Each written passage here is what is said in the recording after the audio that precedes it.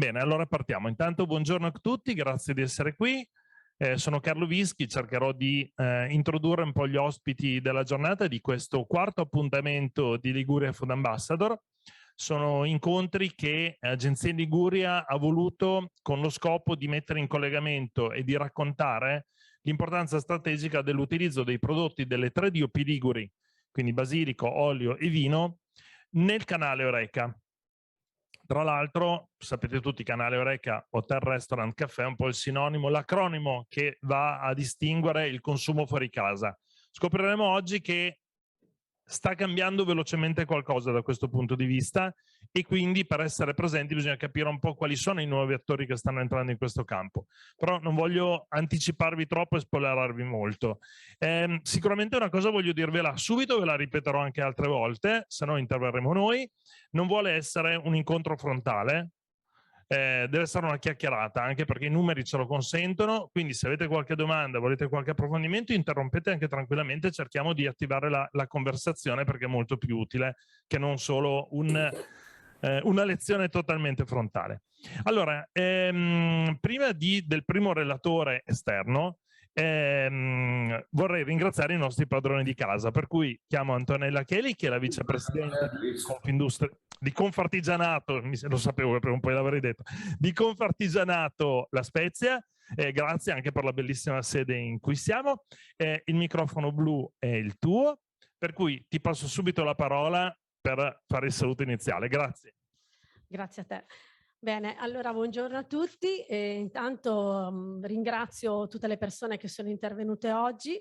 Ringraziamo ovviamente Agenzia Liguria per aver organizzato presso la sede di Confartigianato di La Spezia questo evento molto importante per noi. Vi porto i saluti immediatamente del nostro direttore Giuseppe Menchelli e anche del presidente Paolo Figoli, che oggi avevano impegni alternativi. Come vi dicevo, siamo ben contenti di ospitare questo evento perché Confartigianato La Spezia da sempre, ma in generale Confartigianato, ha sempre parlato questa lingua, ha sempre parlato la lingua delle, chiamiamole, piccole produzioni, delle produzioni rappresentative legate al territorio. Per noi la piccola produzione, la produzione legata al territorio vuol dire piccolo produttore, piccola impresa e dunque grande sostegno a tutto il territorio, alle piccole imprese che dall'inizio, da sempre, nella nostra Liguria, che lo sappiamo tutti, no? Siamo forse i più piccolini in Italia, siamo questo archetto di terra, l'abbiamo detto 1000 volte, tra montagna e mare. Questi piccoli produttori dall'inizio, da sempre, nei secoli, hanno cercato di trovare all'interno di questo territorio diciamo arido ma molto generoso sotto certi punti di vista, quelle che sono poi le produzioni che oggi ci danno effettivamente la possibilità di presentarci al mondo intero. Per cui piccole produzioni, prodotti di qualità, grande turismo legato a tutta questa situazione è tutto quello che noi respiriamo all'interno della nostra regione. E oggi più che mai turismo legato a tutta questa situazione lo possiamo toccare con mano perché il turismo, lo abbiamo notato tutti negli ultimi 2 anni, è diventato sempre di più un turismo molto vicino, un turismo di prossimità, un turismo che vuole veramente assaggiare la nostra regione. Un turismo di italiani che non potendosi più muovere, non più muovere, ma magari non muovendosi più con questa agilità mentale come facevano prima, vogliono riscoprire e scoprire anche all'interno della propria regione quelle che sono, diciamo, le sfaccettature più interessanti e più particolari che il nostro territorio offre. Per cui oggi più che mai ci sentiamo di dire che tutto questo lavoro che tutti quanti stiamo facendo da anni, a partire appunto dalle tradizioni recuperate, legate insieme alla morfologia del nostro territorio, agli operatori, alle associazioni, appunto come stiamo facendo oggi, svolgono un lavoro utile, necessario, che deve andare comunque nella direzione quella naturale, che è quella legata anche alla sostenibilità dell'ambiente, per cui sostenibilità dell'ambiente e turismo sostenibile. E tutto questo chiude un po' il cerchio partendo dalle produzioni legate al nostro territorio. Ora, io non voglio togliere altro spazio perché so che dovremo sentire cose veramente interessanti. E, ancora una volta vi ringrazio di essere tutti qua presenti, siamo veramente in tanti e lascio la parola a chi dovrà andare avanti. Grazie mille Antonella. Come premesso però non vuole essere una chiacchierata unidirezionale, per cui se ci sono cose su cui intervenire assolutamente con piacere.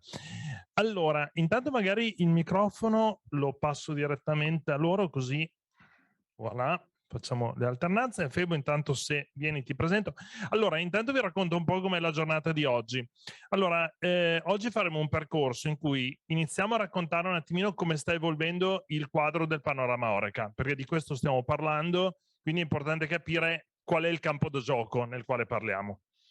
In ognuno dei 3 incontri, perché ieri eravamo a Sestri Levante e lunedì prossimo saremo a Genova, abbiamo chiesto a uno dei consorzi, perché sono 3, c'è un'enoteca regionale più 2 consorzi, a uno dei 3 attori delle DOP Liguri di presenziare a uno degli incontri e di raccontarci anche, di raccontarci il loro mondo, il loro settore. E oggi abbiamo Marco Rezzano, che è il presidente dell'Enoteca regionale della Liguria. Dopodiché avremo alcune case history di protagonisti del canale Horeca, sia ristorazione che hotelleria, proprio con dei casi di integrazione e di utilizzo dei prodotti del territorio come leve di marketing nel settore Horeca. Allora, Febo Leondini, tutor del Master di Trade Management della Lewis Business School. Febo l'abbiamo invitato proprio per cominciare a darvi un quadro sul campo da gioco, cioè in che campo da gioco stiamo giocando, quali sono gli attori nuovi che stanno intervenendo. Febo, prego. Grazie. Beh, intanto ringrazio Antonella per l'atto di fede, no? Non rubo tempo per ascoltare cose interessanti, grazie. No? Magari spero di tener fede a quello che lei ci ha augurato. Beh, intanto cominciamo un attimo a dividere il campo da gioco, come l'ha chiamato Carlo. Beh, abbiamo la domanda, che siamo noi, abbiamo l'offerta, che è chi ci propone i prodotti, e abbiamo i prodotti. Sono 3 gli elementi sui quali dobbiamo fare un veloce ragionamento. Uno ce l'ha già accennato Antonella, siamo cambiati. Noi siamo cambiati. Quando cambiamo noi però cambia il modello di business dell'Horeca. Non è come quando cambiamo e andiamo al supermercato, lì facciamo acquisto. Quando andiamo nell'Horeca facciamo consumo. È una cosa che ci riguarda direttamente. Quando cambiamo noi cambia il modello di business. Siamo cambiati? Sì. Siamo cambiati, oggi è normale girare con la mascherina, oggi addirittura è diventato un gesto di cortesia nei confronti dell'altro avere la mascherina indossata. Quindi abbiamo riscritto un pezzo di Galateo, che è un modo, è una grande parola per dire come si sta in relazione agli altri. Il Galateo, di fatto questo è. È normale esibire Green Pass, ci dà fastidio, ci dava fastidio, adesso molto meno. Quindi siamo cambiati, siamo un po' più diffidenti. Passerà del tempo prima che torneremo a scambiarci il gesto della pace in chiesa. Non sarà una roba così, anche perché i parroci sono mediamente un po' avanti d'età e hanno tanta paura. Quindi con calma, passerà del tempo. Quindi siamo cambiati. Se cambiamo noi, bisogna che cambi anche l'offerta, perché altrimenti la ruota si ingrippa. E come è cambiata l'offerta? Insomma, sono cambiate tante cose anche qui. Chi è arrivato per restare, non è arrivato per andarsene. Quindi le nuove forme che sono entrate nel mercato resteranno. Quali resteranno e soprattutto chi resterà non lo sa ancora nessuno. Però sappiamo che chi è arrivato l'ha fatto per restare. Airbnb resterà e probabilmente cambierà anche leggermente modo di proporre i suoi appartamenti. perché entrerà ancora di più in diretta concorrenza con i soggiorni business, per esempio. Oggi, stazione centrale a Milano, se voi scendete, c'è un'agenzia che di mestiere affitta a ore degli appartamenti. Hai bisogno di un meeting di 4 ore, non necessariamente devi farlo in ufficio, lo puoi fare in un bel appartamento, te lo affitto per 4 ore e poi te ne vai. E ti riempio anche il frigorifero, cioè crei un ambiente domestico. Crei un ambiente domestico dove prima ci vedevamo al ristorante o dove prima ci vedevamo nella hall di un albergo. Ma non è che per caso si sta sovrapponendo l'Horeca con l'homing, con lo stare a casa. Non è che sta succedendo qualcosa per cui l'Horeca non è più identificabile con un fuori casa, un fuori luogo, definito per sottrazione. Tutto ciò che non è a casa è Horeca. Non è che per caso invece adesso anche quello che è a casa può essere interpretato come Horeca? Perché se è così il mercato dell'Horeca si amplia dimensionalmente, i confini diventano molto più grandi. Allora Off-Lunch è Horeca. Off-Lunch è un'azienda che di mestiere, indipendentemente dalle dimensioni dell'azienda nella quale lavori, ti dice, ti iscrivi, mi dici quali sono i tuoi gusti e quali sono le tue caratteristiche lavorative piuttosto che le tue allergie alimentari, e io ti porto il pranzo in azienda. Cioè ti personalizzo, quella è una sorta di mensa personalizzata che è sganciata dalle dimensioni dell'azienda nella quale lavori. E questi erano i pranzi che facevo sotto l'ufficio prima. È diventato Horeca quello, non è più mensa, è diventato un Horeca vero, perché ordino quasi alla carta. Parliamo dei locker. Dove ci sta una spesa ci sta anche qualunque altra cosa. Solo che se devo andare a far spesa magari è fuori giro. Ma se io dovessi trovare in un locker magari riscaldato o refrigerato la cena per casa e il locker ce l'ho nel tratto da ufficio a casa, mi fermo e lo prendo. E anche questo è Horeca. Ma abbiamo anche player che si sono un po' reinventati, ne parlavo prima con qualche ormai amico, ci conosciamo, cioè, con compagni di sventura, ecco, in queste peregrinazioni liguri, ma McDonald's è partita con la 4ª My Selection, in cui privilegia le eccellenze italiane, DOP, IGP, e ha chiuso l'acquisto di 5 tonnellate di olive taggiasche liguri. Non è una DOP, non è una IGP, perché l'oliva è taggiasca e l'olio che ha tutto vero, però intanto ha preso quello, 400 tonnellate di Montasio DOP. Quindi abbiamo anche player che di loro non dovrebbero fare questo mestiere e che in realtà stanno riscoprendo questa storia. Quindi mi sta cambiando sotto il naso la forma di distribuzione. Siamo cambiati noi, cambia la forma di distribuzione. Adesso c'è l'ultimo capitolo da affrontare. Parliamo del prodotto, perché evidentemente se cambiamo noi e cambia la forma di somministrazione, e non posso continuare a vendere sempre la stessa roba, perché sennò ho un problema. E sul prodotto qua però bisogna che ci facciamo su una pensata seria, perché in realtà la cosa non è così banale. Il prodotto dovrebbe, a meglio, ormai da tempo lo è diventato, non è più un prodotto fisico, ma è un prodotto esperienziale. Io, se prendo in mano questa roba qua, che tutto sommato è una commodity, per quanto personalizzata resta acqua, è una commodity. Io qui sto prendendo in mano Porto Venere, io qui sto prendendo in mano un contenuto, e il contenitore, qui mai come in questo caso, il mezzo è il messaggio, il contenente, il contenuto mi preoccupa veramente poco. Qui sto prendendo in mano un contenente, sto prendendo in mano qualche secolo di storia che devo permettermi di raccontare. Ma attenzione, sul racconto ci fermiamo un attimo, perché sennò diventa banale. Ormai sul discorso dello storytelling riempito librerie, biblioteche, sembriamo, passatemi la licenza, no? Quando nelle riunioni degli human resources, degli HR, dei direttori del personale, arriva Julio Velasco che fa i 10 minuti di discorso, tutti quanti applaudono, quando tornano a casa dicono sì vabbè, ma e quindi? Cioè il fatto che l'alzatore da solo non vince la partita, sì siamo tutti d'accordo, a me che devo gestire i licenziamenti o che devo gestire le assunzioni di sta storia qua, cosa mi interessa? Bello, suggestivo, però alla fine... allora il tema è, proviamo a metterlo a terra questo discorso.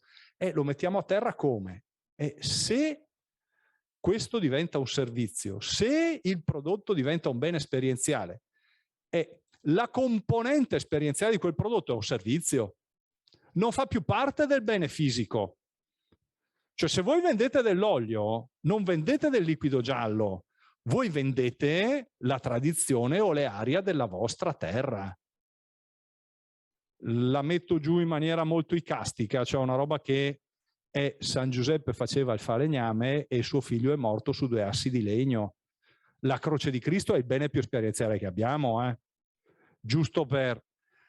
Ma al di là di questa, per farvi capire il concetto, ecco, il tema qual è? Che se questa parte qui, se il prodotto è scomposto bene fisico e servizio esperienziale, quel servizio deve trovare una locazione precisa nel conto economico. Non può essere tutto quanto incastrato dentro il prodotto, può essere confusione. Il mio distributore che compra non può essere premiato sul monte acquisti, perché se è premiato sul monte acquisti io lo premio semplicemente perché ha soldi e tanto magazzino. Dov'è l'esperienza di sta roba? Il mio distributore va premiato su quello che compra, sì, ma perché quello che compra non è altro che una proxy del servizio di copertura territoriale ponderata e numerica e di numero di contatti che il mio distributore farà vendendo il prodotto sul quale io l'ho premiato perché l'ha comprato. Allora il passaggio è duplice, no?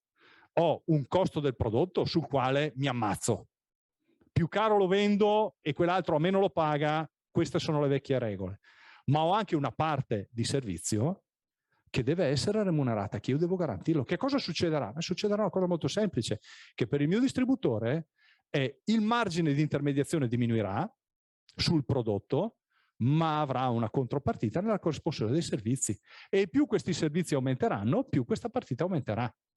Questo è il passaggio. Inizialmente cambierà qualcosa, nei risultati no, ma nel tempo sì, perché sempre di più il dato diventerà importante e questo dato sarà un bene che deve essere condiviso con l'assenso del proprietario dei dati, che siamo noi, con il nostro assenso, niente di nascosto, però questo sì che va fatto. Ecco, quindi capite che i passaggi sono parecchi, sono importanti e cambiano, quando cambia il modello di business, cambia il conto economico. Io ho una voce di servizi che fino a ieri integravo nel prodotto che adesso non lo posso più fare, lo devo scardinare. E ultimo passaggio, un passaggio sulle competenze. Passaggio sulle competenze che vi chiude un po' il cerchio. Se qualcuno di voi, e qua penso che in Confartigianato abbiano fatto di leggere il PNRR, soprattutto per quanto riguarda i bandi sull'istruzione, tutta questa roba qua, vi scorge, penso sia il titolo, ricordo male, in cui si lega in maniera molto profonda preparazione universitaria e mondo delle imprese. Solo che, secondo me, lo si lega nel senso sbagliato, e cioè è il mondo delle imprese che governa, anziché il contrario. Ma per far quadrare il cerchio, il ragionamento dovrebbe essere, signori, siamo tutti d'accordo che 3 cavalli da corsa non corrono, che 3 cavalli da tiro non corrono più di uno da corsa? Cioè che c'è una qualità oltre a una quantità, che il personale è qualità oltre che quantità. Siamo tutti d'accordo che 5 come me non fanno più gol di Ronaldo da solo? Ci siamo? Siamo allineati su sta storia? Allora, perché i 5 come me in azienda vengono rilevati solo come costi del personale, mentre Ronaldo è un cespite? Perché se io ho delle competenze che sono mie proprietarie aziendali, le mie persone che hanno queste competenze sono cespiti, non costi. Il costo del personale diventa ammortamento delle competenze e i corsi di formazione diventano reintegro del valore del cespite, se dobbiamo trattare il personale come una risorsa. E qui si aggancia al discorso del PNRR. Vi lascio con questa ultima suggestione, sulla quale c'è da fare una bella... Vi invito a rifletterci, mettiamola così. Voi capite che Se mi prendete uno stagista, se mi prendete un laureato triennale che viene a fare lo stage da voi, quel laureato per laurearsi è costato allo Stato, è costato a tutta la comunità che l'ha sostenuto. Se me lo prendete per fare delle fotocopie, quello dopo 6 mesi esce che ha perso delle competenze. Quindi, per usare sempre un termine aziendale, di fatto voi avete inquinato, avete succhiato competenze gestendole male e avete espulso uno scarto che è peggio di quello che avete portato dentro. Esattamente come quando in un processo produttivo emettiamo gas nocivi. Allora, possiamo trattare questo meccanismo esattamente come trattiamo gli inquinanti, con i certificati. Fai un'operazione di questo tipo, benissimo, sei obbligato ad acquistare dei certificati di formazione che dovrai spendere per aumentare la competenza delle tue persone, perché solo attraverso di quella il tuo prodotto sarà esperienziale e solo attraverso questo meccanismo riuscirai a mantenere il tuo ruolo all'interno del mercato cambiato. Ed è qui dove lego industria e università, perché qui i certificati di formazione rispondono a domande precise che l'università è chiamata a risolvere, a cui l'università è chiamata a rispondere. Quindi, per chiudere, siamo cambiati noi. Siccome siamo cambiati noi, cambia l'offerta, quindi i McDonald's, i fresco frigo, off lunch, quelli che abbiamo visto molto velocemente, cambia il prodotto, che non è più solo storytelling, o meglio, è anche e soprattutto storytelling, ma questo storytelling va valorizzato, diventa componente del servizio, va a conto economico. E per fare tutto questo devo affrontare il grande tema delle competenze proprietarie dell'azienda, mettendo in circolo tutto un discorso di certificazioni e di certificati. Grazie a tutti. No, non scappare. Non volevo sopire l'applauso, però intervengo anch'io perché c'è proprio un tema centrale su quello che hai detto tu. Allora, partiamo intanto dal titolo di questi eventi, si chiamano Liguria Food Ambassador, cioè vuol dire che il prodotto fisico diventa ambasciatore di un territorio, ok? E questo è il senso delle cose di cui stiamo parlando oggi. Benissimo, Fevo prima faceva l'esempio di questo che è acqua, quindi una commodities, giusto? Ma in realtà no, perché io ho sempre in mano Portovene, no, ho in mano la Spezia, no, facciamo sempre Portovene, non va bene. Ho in mano la Spezia, benissimo. Attraverso un prodotto fisico, che può essere questo contenitore dell'acqua, può essere una bottiglia di vino, può essere un vasetto, una bottiglia d'olio, quello che volete voi, attraverso un prodotto fisico posso avere dei contenuti che in questo caso sono veicolati tramite un QR code a un utente che tramite questo oggetto fisico accede alla storia, non so cosa ci sia dentro questo QR code, magari la storia di La Spezia, le informazioni, il territorio, tutto quello che vuoi. Tutto bellissimo, va tutto molto bene, ma manca un pezzo. Prego. Manca un pezzo. Manca un pezzo. Mancherà il cloud dei dati. Esatto, perché il problema è questo qua. Se io attivo una linea telefonica con qualcuno, vorrei anche parlarci con quel qualcuno, perché se io metto una linea telefonica e non risponde nessuno, sta roba non funziona. No, fa peggio. Fa peggio. Il concetto di food ambassador sta nel fatto che io posso raccontare la mia storia, il famoso storytelling, che tra l'altro deve avere una sua valutazione nel conto economico, ma state attenti, mi deve portare indietro qualcosa. Cioè io a te consumatore ti posso raccontare la bella storia di La Spezia, ma tu cortesemente mi ridai dei dati, perché io su questi dati poi costruisco marketing e vendite, perché sennò sta roba qua, ed è proprio il punto di forza dei prodotti del territorio, cioè di poter portare indietro dei dati, perché senza questa roba qua è la linea telefonica dove non risponde nessuno. Questa è una cosa sulla quale ci tenevo a puntualizzare, perché è il concetto dell'ambassador nel mondo del food, perché sennò non funziona. Ve la metto giù con un ultimo esempio. Quando voi telefonate in un ristorante per prenotare un tavolo, di fatto state rivolgendo al ristoratore una richiesta di aiuto. Cioè chi telefona per prenotare un tavolo sta chiedendo aiuto, perché ha una bella serata, un bel pranzo, ha la donna della sua vita, l'uomo della sua vita, il suo capo. Deve passare una serata o un pranzo il migliore possibile. Sta chiedendo aiuto, noi rispondiamo con un numero onorario. cioè, anche il centro d'ascolto della parrocchia sa che va meglio. Quindi voglio dire, è evidente. Perché rispondiamo così? Perché non abbiamo dati indietro. Tanto più tu mi racconti di te, tanto più io sarò in grado di farti passare la serata indimenticabile. Quindi questo scambio deve essere reciproco, evidentemente. Facile? No. No. Però necessario. Grazie Febo. A voi. Allora, dai pure il microfono a loro. Adesso fate l'applauso bene che si senta, che prima l'ho sopito. Va bene. Allora, abbiamo cominciato a darvi qualche nozione sul campo da gioco nel quale siamo e sul tema dello scambio dati, che è fondamentale, soprattutto per i piccolissimi produttori. Ricordatela questa roba qua, torneremo sul tema. Adesso cominciamo a introdurre un tema invece più vicino al mondo del turismo, ok? Allora, Lidia Marongio, che vi presento. Lidia arriva da Ravenna, si occupa di destination marketing, cioè marketing delle destinazioni. Stiamo parlando proprio di turismo adesso, cioè ci torniamo da noi che siamo quelli del food, adesso parla veramente del turismo. Cominciamo a entrare nelle logiche invece di turismo, marketing del turismo, e poi dopo facciamo un po' come Steve Jobs, cominceremo poi a unire i puntini. Ripeto, se qualcosa non è chiaro, alzate la manina e interrompete. Se no poi interroghiamo, non sapete, è anche brutto, insomma. Facciamo brutte figure poi. Ma loro, cioè, ovviamente. Grazie Lidia. Grazie Carlo. Sì, attendo, perfetto. Dopo i tempi latenti di ieri siete velocissimi. Grazie innanzitutto a Confartigianato per l'accoglienza, grazie a tutti voi di aver aderito a questa iniziativa. E, come dire, siamo alla penultima tappa di questo giro di workshop che abbiamo iniziato a fare nell'ambito di un progetto che è molto più ampio, questo di Food Ambassador by Liguria, e di cui questi workshop sono praticamente solo lo start-up.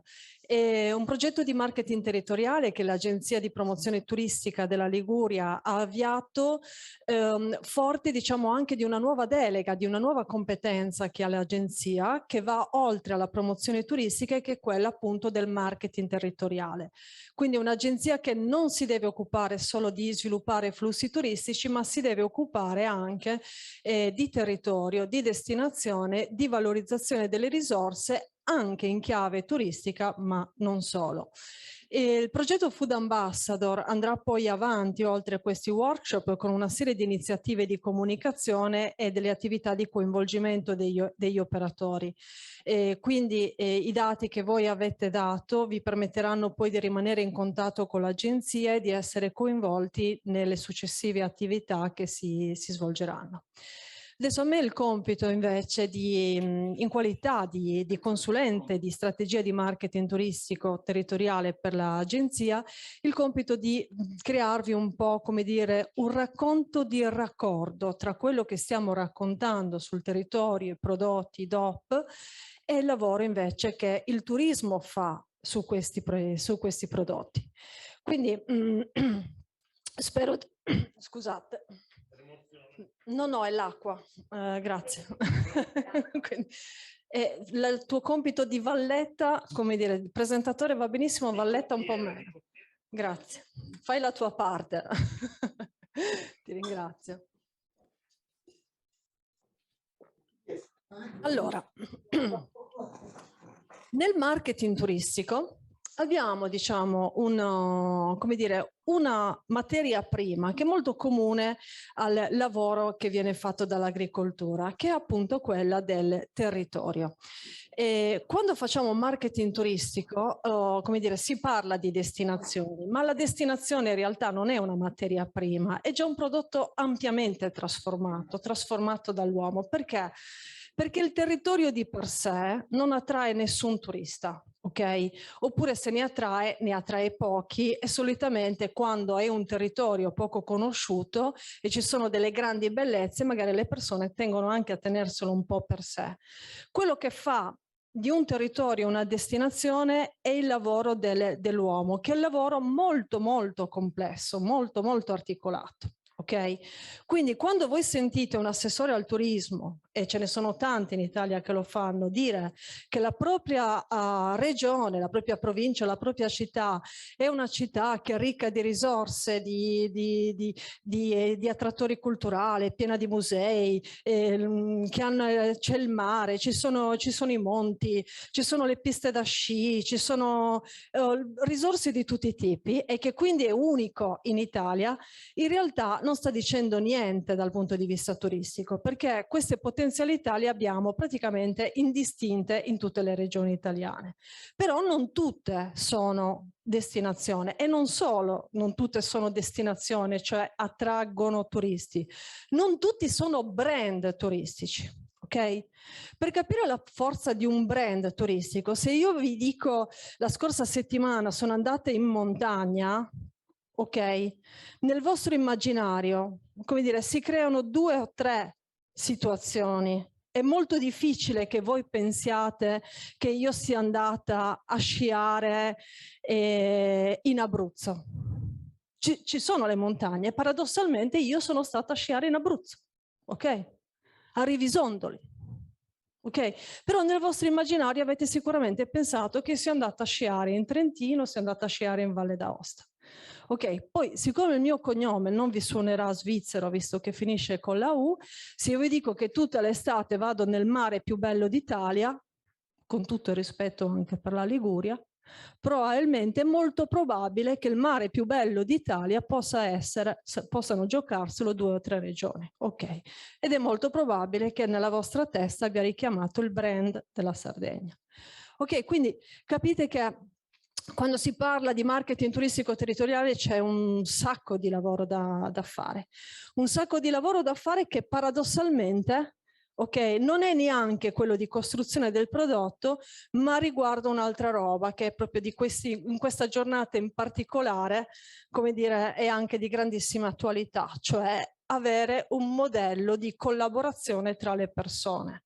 Quindi modelli che nel nostro linguaggio, quando facciamo destination marketing, chiamiamo modelli di governance. Un modello di governance che cos'è? Quindi non c'entra niente con il governo, c'entra pochissimo con le leggi, è un sistema che regola i modelli di collaborazione tra le persone. È un sistema che dice che cosa fanno le persone per collaborare e quindi ad esempio nel turismo un modello di governance territoriale che dà vita a una DMO è quello che regola il modello di collaborazione e i rapporti tra pubblico e privato per metterli insieme e promuovere turismo. Quindi tutta questa roba qua fa parte abbondantemente del marketing turistico territoriale. Poi c'è, diciamo, una parte del marketing turistico che è considerato una nicchia, paradossalmente, nella letteratura del turismo si parla di nicchia, che sarebbe il turismo enogastronomico. Allora, il turismo enogastronomico, che è una nicchia che si riempie di altre nicchie, in realtà, ve lo anticipo, non è per niente una nicchia oggi. È in realtà, come dire, un mercato molto molto ampio, perché al turismo enogastronomico o food tourism, come lo chiamiamo in maniera internazionale, è stato attribuito questa grande responsabilità, questo grande compito, anche nel definirlo. Ok, lo definiamo come quella tipologia di turismo che ti permette attraverso il gusto, attraverso le degustazioni di qualcosa, di capire veramente il senso di un luogo. E che cosa vuol dire? Vuol dire che noi riusciamo a cogliere l'essenza di un territorio e quindi avere una pienezza di un'esperienza turistica quando conosciamo le tradizioni, quando mangiamo i piatti tipici, quando scopriamo i prodotti del territorio, quando sentiamo le storie raccontate dei prodotti del territorio.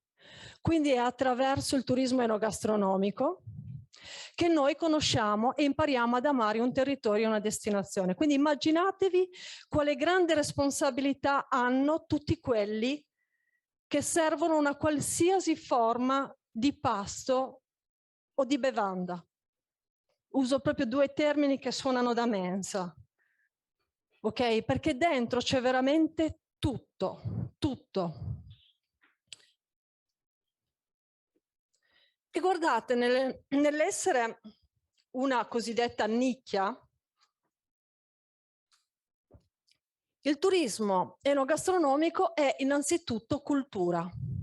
Fa parte di una forma di turismo che è il turismo culturale.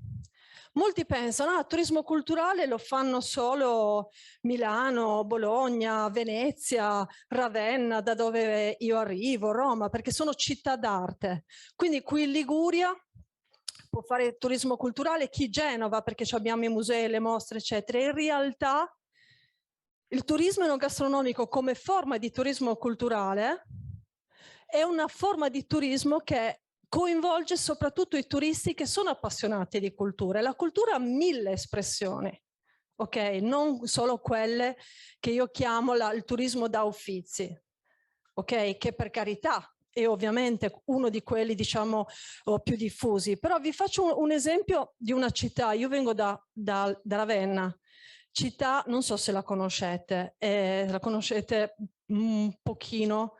Ok, sicuramente nell'ultimo anno se ne è parlato tanto per Dante, però Ravenna è città UNESCO, cioè ha 8 siti culturali UNESCO, ok? 8 siti culturali artistici UNESCO, non ce l'ha nessun'altra città al mondo, ok? Fa il 70% di presenze sul mare, ok? E c'è la tomba di Dante.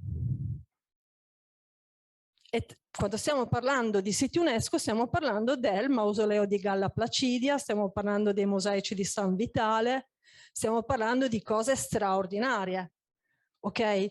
Quindi città d'arte quella, ok? Però a Ravenna è stato fatto dell'altro. Ad esempio, non so chi di voi è appassionato di street art. Nessuno. Allora, anni fa dei ragazzi hanno iniziato nella città di Ravenna a fare un festival che si chiama Subsidenze, ok? Festival della street art. Sono nate tantissime opere di street art, ma fatte da artisti provenienti da tutto il mondo. Quindi hanno iniziato ad apparire interi palazzi di 7-8 piani con opere di street art. Ok, tutta la Darsena, il recupero dell'area delle Darsene è fatta di opere di street art. Adesso ci sono gli itinerari, i percorsi e arrivano le persone apposta per fare l'itinerario della street art. Poi vanno anche a vedere Galla Placidia, il mausoleo di Teodorico, i mosaici di San Vitale, ma vengono con la motivazione della street art. E anche quella, che cos'è? Una nicchia? No, non è una nicchia, è una parte integrante di un turismo culturale che spende, e spende anche tanto, per mangiare.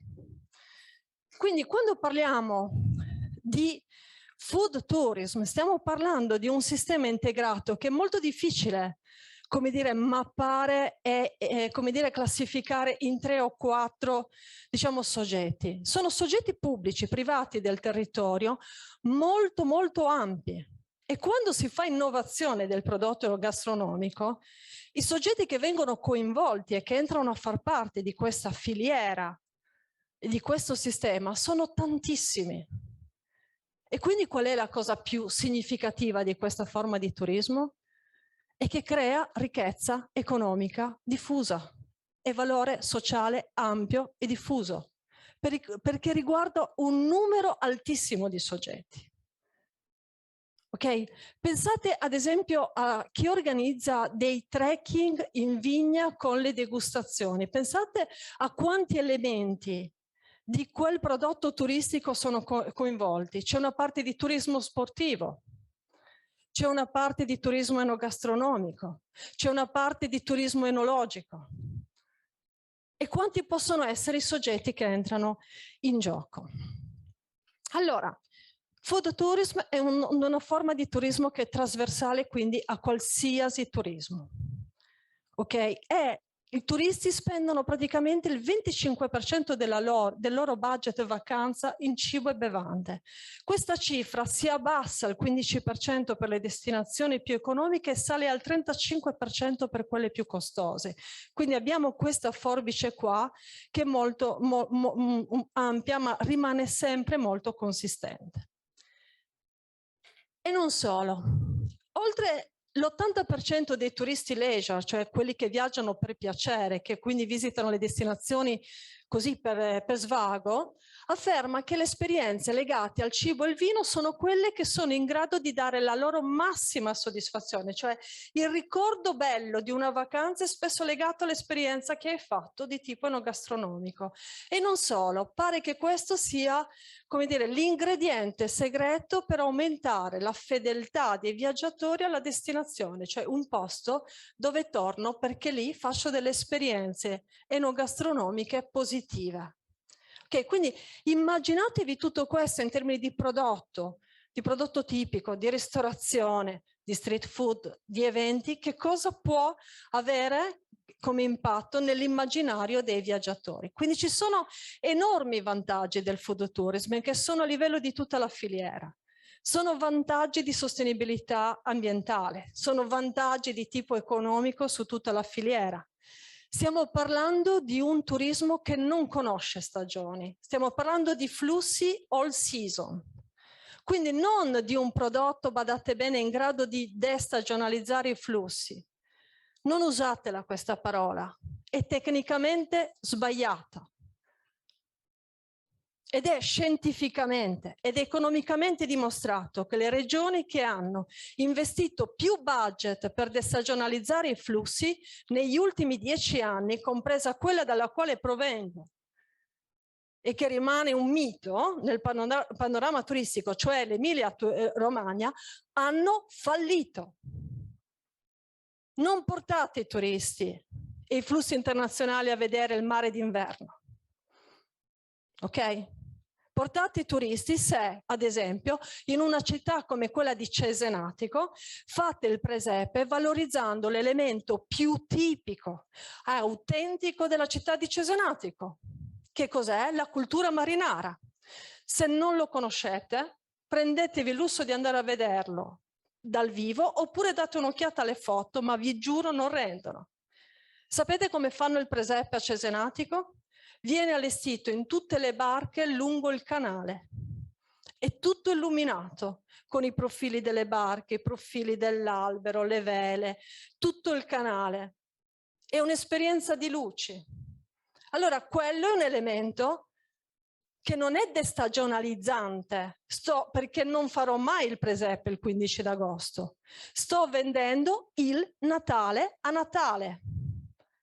Qualunque altro tentativo di allargare la stagione balneare, obbligando i ristoranti o le strutture balneari ad aprire per proporre lo stesso prodotto che propongono a luglio, è sbagliato, perché non c'è quella domanda.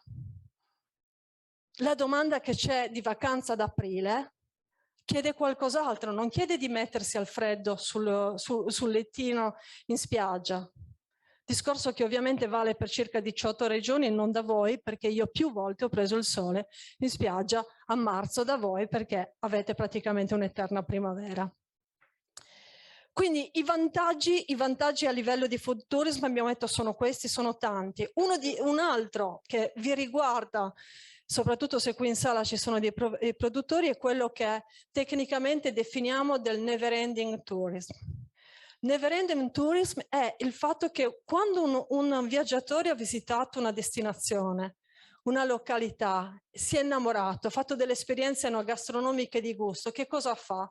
Probabilmente compra dei prodotti e li porta a casa, ma una volta che è a casa continua a mantenere un legame con quel territorio continuando ad acquistare i prodotti. Probabilmente li regala, probabilmente li consiglia, probabilmente coinvolge altre persone nell'acquistare quei prodotti che continuano a fargli mantenere un legame.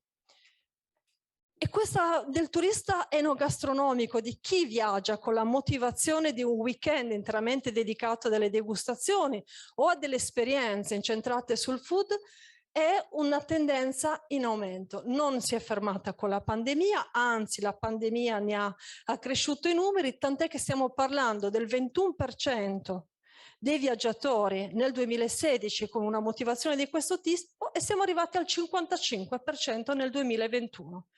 Quindi un profilo di viaggiatore che cresce nel tempo e devo dire si arricchisce anche la proposta e l'offerta di prodotti di questo tipo.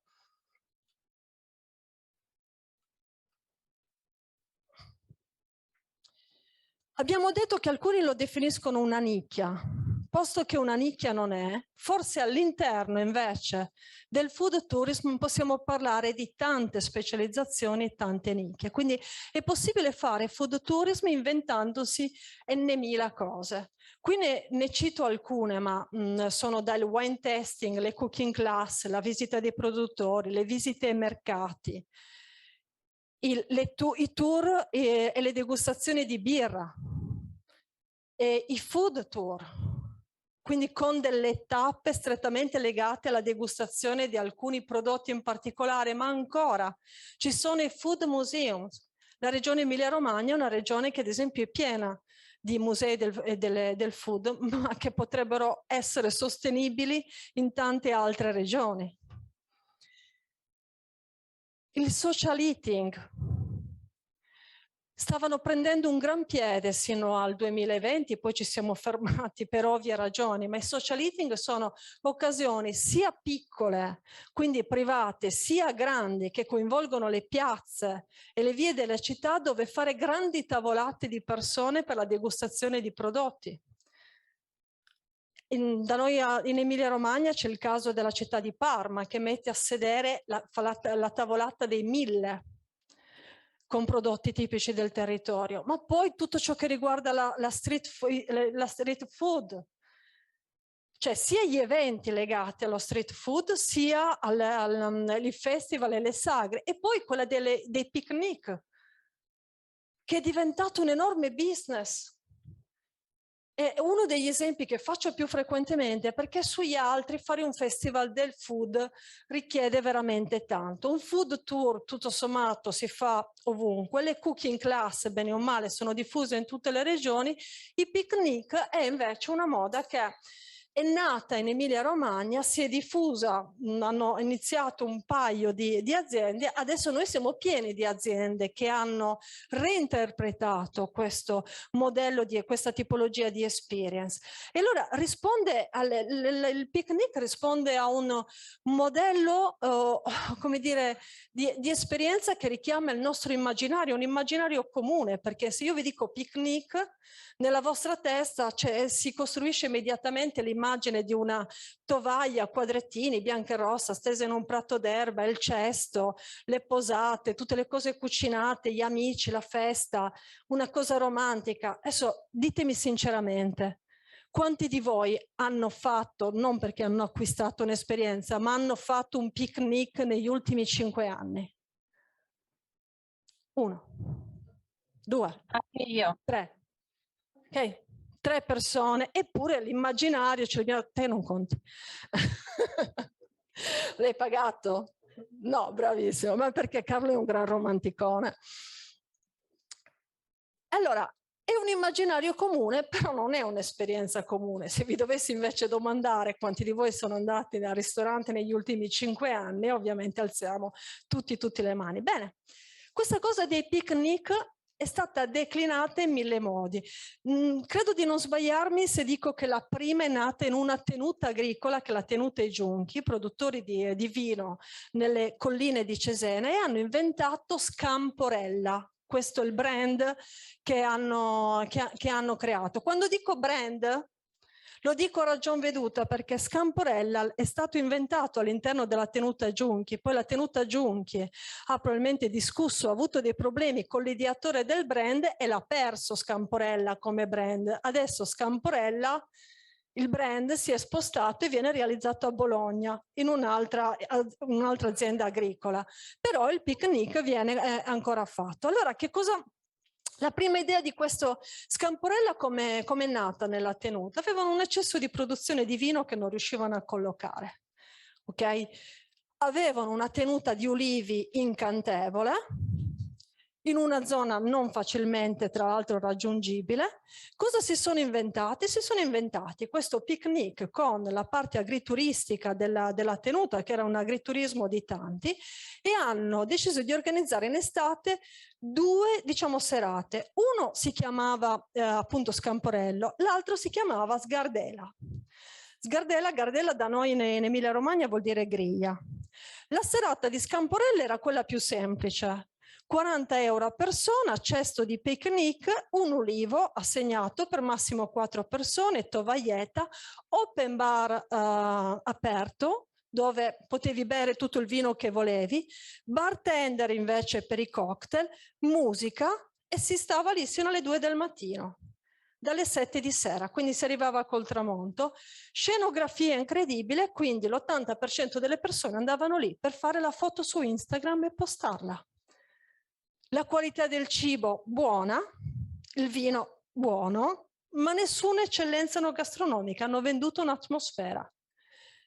La serata Sgardella era un po' diversa, 80 euro a persone, grigliata di carne, modello all you can eat, nel senso che puoi mangiare quanto vuoi, sono 80 euro di carne grigliata, insomma.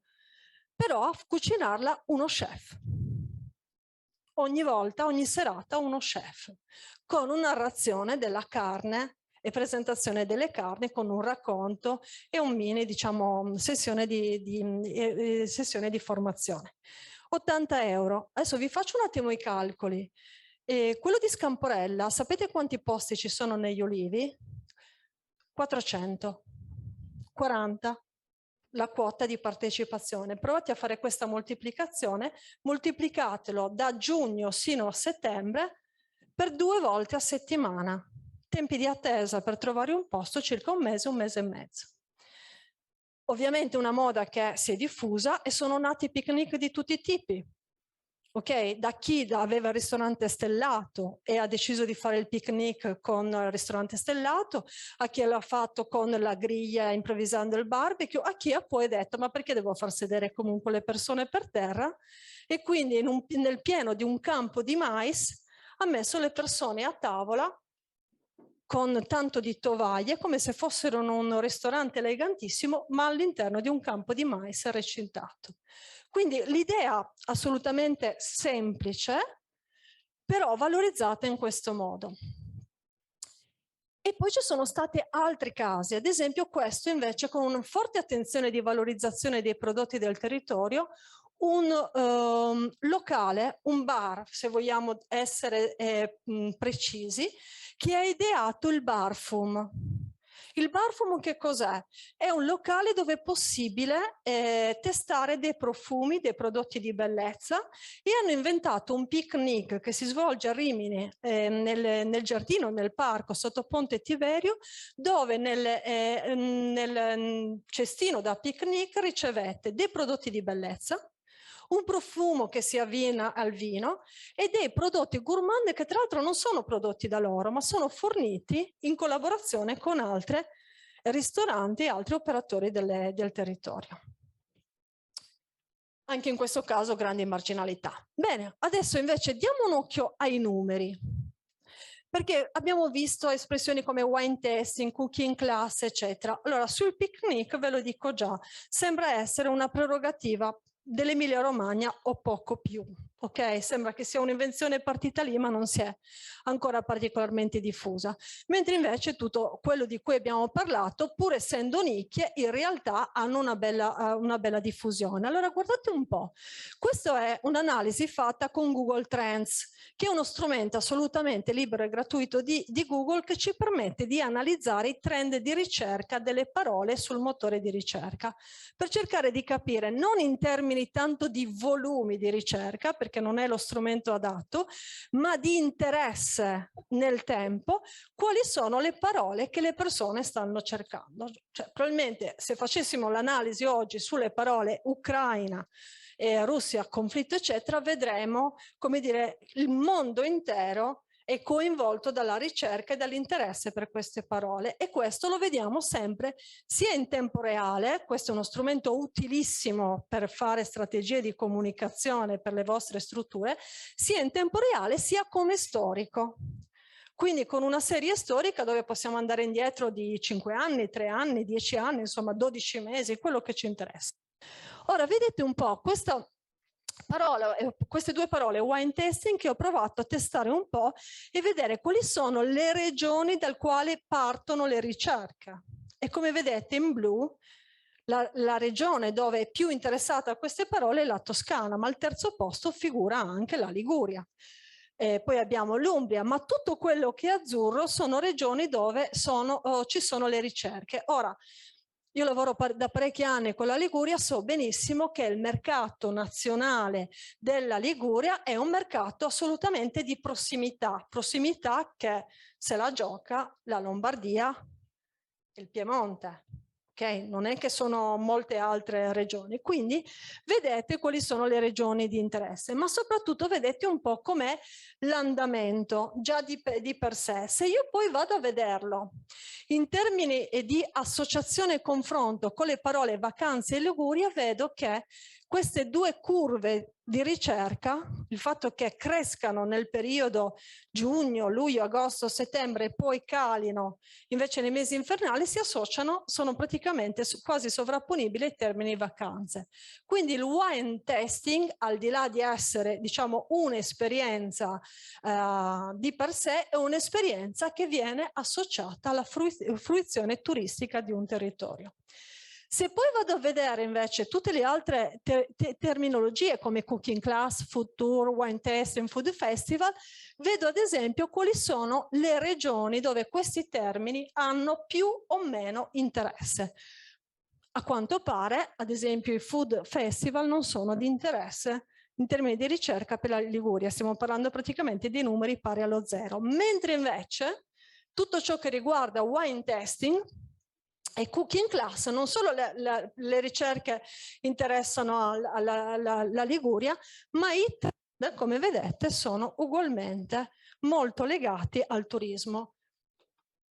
Qui, in questo caso, il filtro è fatto esattamente sulla categoria viaggi, quindi questa analisi di queste parole chiave è fatta non in generale, ma proprio per la categoria di ricerca legata ai viaggi. Lo vedete lì nel punto dopo, ultimi 5 anni, vedete i viaggi lì. E qui, con il termine wine tasting, vedete come tutte quelle regioni evidenziate in giallo sono mercati particolarmente interessati a queste parole. Quindi questo tipo di lavoro per voi operatori è assolutamente strategico, lo è in particolare per l'Agenzia di Promozione Turistica Liguria, che a partire dal 2020 ha messo a disposizione del territorio una piattaforma che si chiama appunto Experience Liguria e che tra l'altro nei prossimi mesi verrà ulteriormente potenziata. Cosa c'è dentro questa piattaforma? Ci sono tutte le experience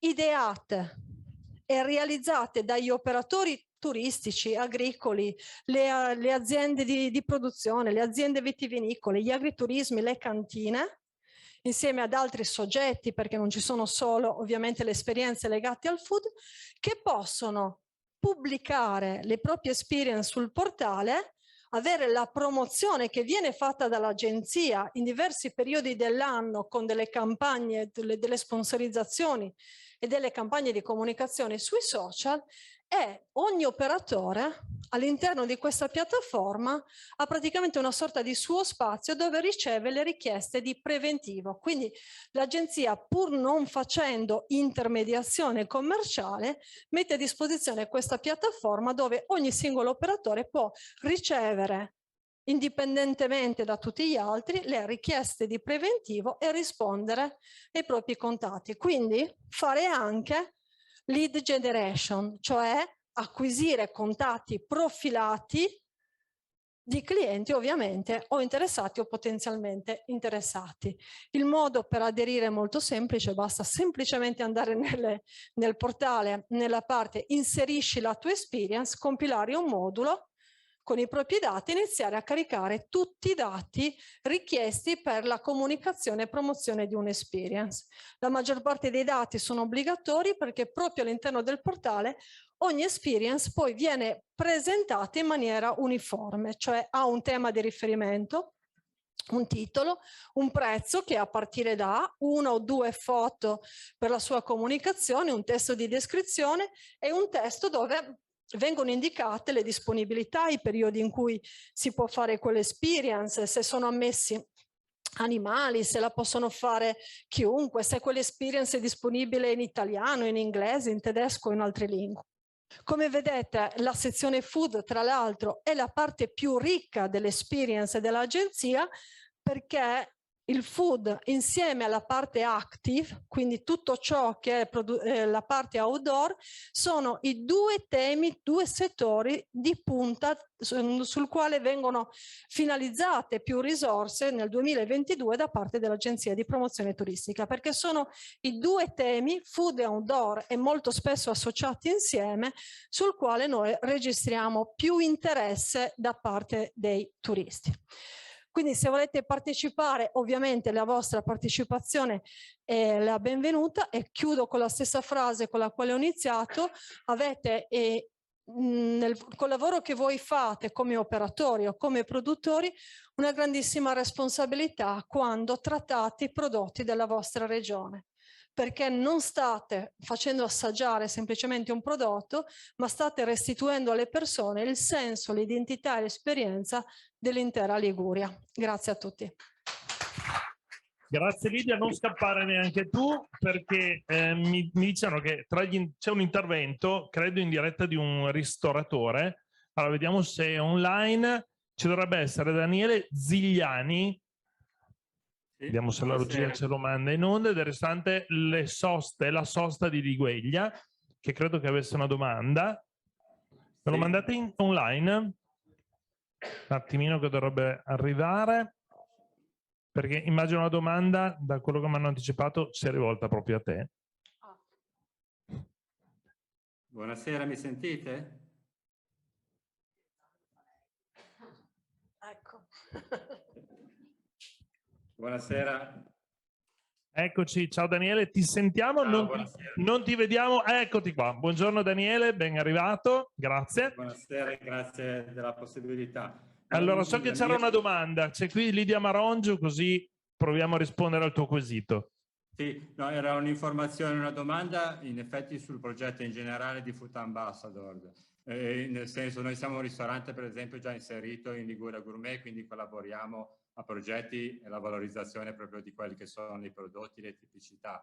Mi chiedevo se c'era la possibilità anche noi come ristoranti poter essere inseriti come etichetta e come marchio, come Food Ambassador, in quanto noi vediamo che sono tematiche che le clientele apprezzano e recepiscono in modo diretto, quindi garantendo ovviamente la collaborazione con i produttori di olio di vino e basilico, sa che noi possiamo essere, non so, sotto un marchio, sotto un'etichetta, poterci proporre e promuovere come Food Ambassador of Liguria, ecco, come percorso odierno o futuro.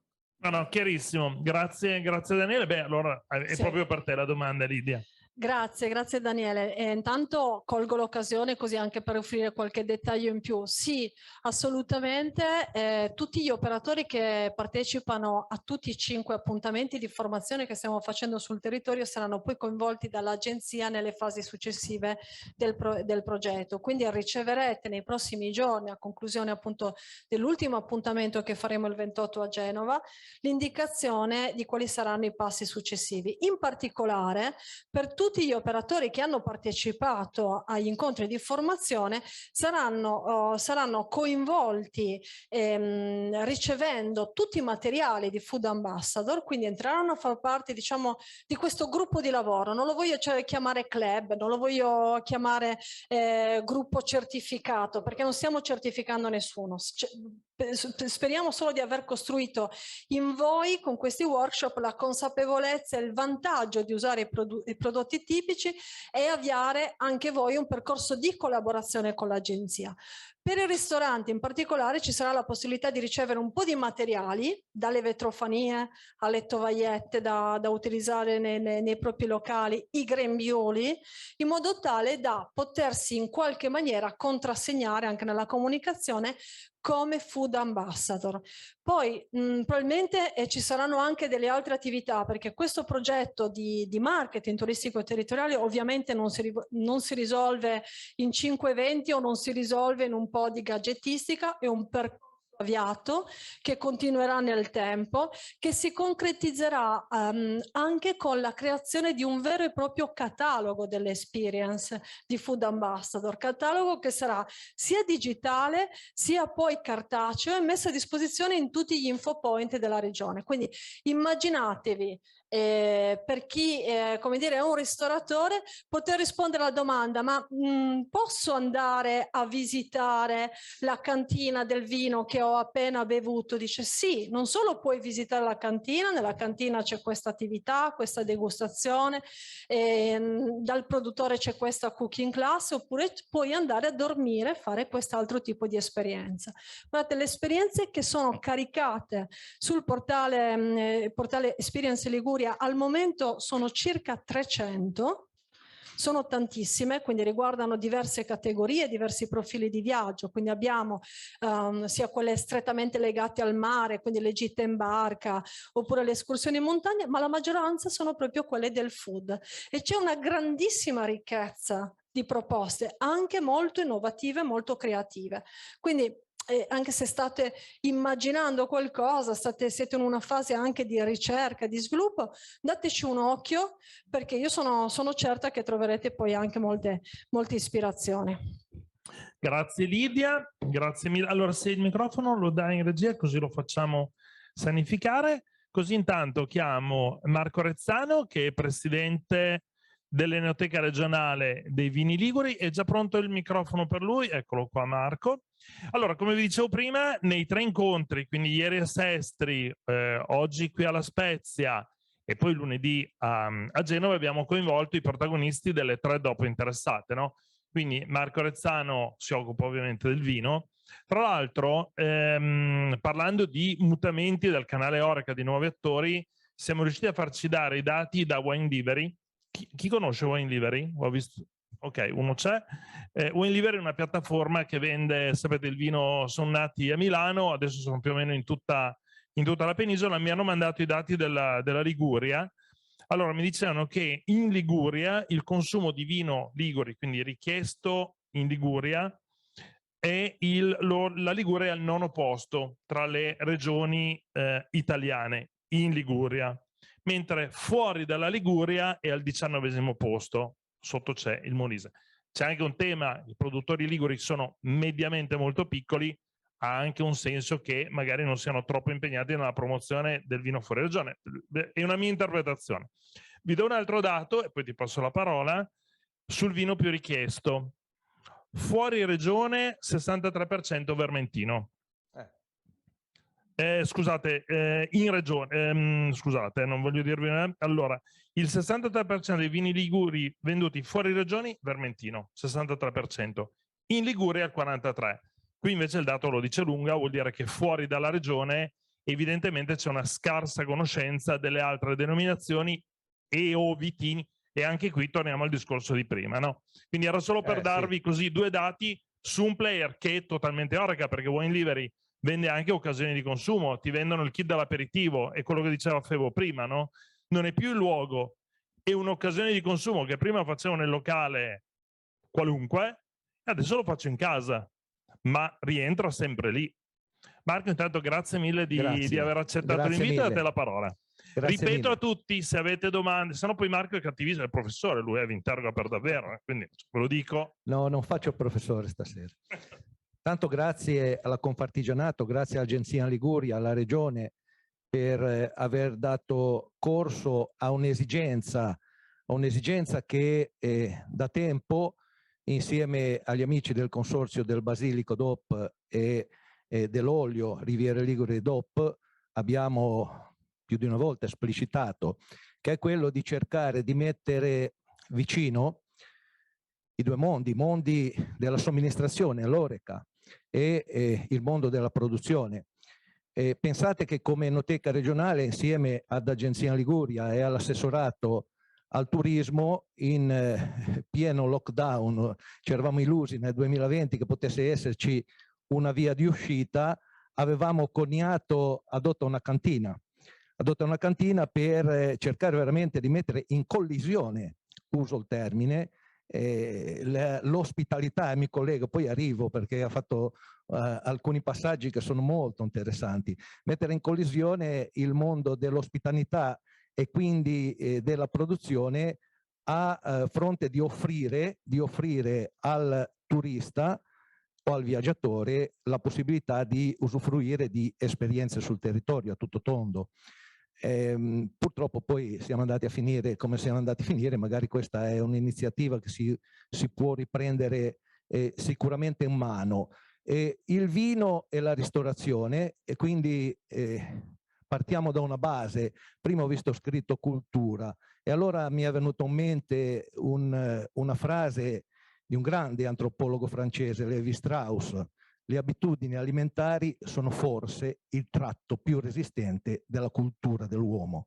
Si parte da lì, partiamo da lì, non dobbiamo andare a cercare altre robe. È questo, è per quello che io mi giro il cappello e dopo presidente di Enoteca regionale della Liguria o comunicatore del vino, diciamo quello che si vuole di me, ma sono un ristoratore. Io vivo perché faccio il ristoratore, e quindi queste due cose credo che sia fondamentale che ce lo ficchiamo in testa tutti, che devono vivere e coesistere e navigare sulla stessa barca. Non c'è dubbio, non c'è possibilità altrimenti di fare in modo diverso. Se vogliamo fare che cosa? Se vogliamo dare una chiave di lettura a chi ci viene a visitare che sia fondamentale, che sia importante, che narri veramente che cosa vuol dire Liguria, cosa vuol dire il nostro territorio, perché poi alla fine giustamente si possono fare tutta una serie di valutazioni, ma definire la Liguria una regione ad alta, una destinazione ad alta vocazionalità balneare, la vedo un attimino fuori dal contesto. Voglio dire, casomai la Romagna, ormai veniamo in Romagna, allora, oppure andiamo in Versilia e cambia la prospettiva. Quindi questo credo che sia un elemento su cui basarci. Il vino è compagno di avventura del pasto, e io uso sempre un'altra metafora: noi siamo la risultanza di quello che mangiamo e quello che beviamo, cioè se le macchine, le automobili funzionano con la benzina o verde o col diesel, o adesso arrivano altre forme di combustibile, è evidente che l'essere umano funziona attraverso quello che mangia e quello che beve, non c'è dubbio. E allora, se quello che mangia e quello che beve lo si riduce a soltanto nutrimento, è un conto.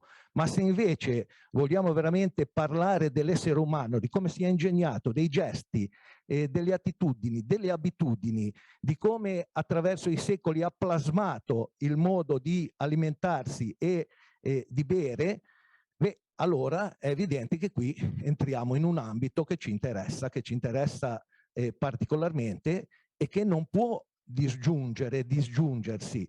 Se vogliamo offrire a chi ci viene a visitare la possibilità di nutrirsi di Liguria, dobbiamo tener di conto che il vino, e parlando di vino, ovvio, io mi occupo di vino, il vino deve stare vicino al cibo. È per questo che bisogna, a mio avviso, sempre di più far crescere in noi, mi ci metto io davanti, questa insomma, presa di coscienza che non possiamo in qualche modo, a fronte di qualsiasi esigenza di mercato o di cassesto, bistrattare il nostro territorio, perché se elaboriamo, trasformiamo una materia prima, creiamo un piatto che è un piatto della tradizione, vicino dobbiamo necessariamente imparare a proporre un vino che racconti il nostro territorio, che lo sintetizzi,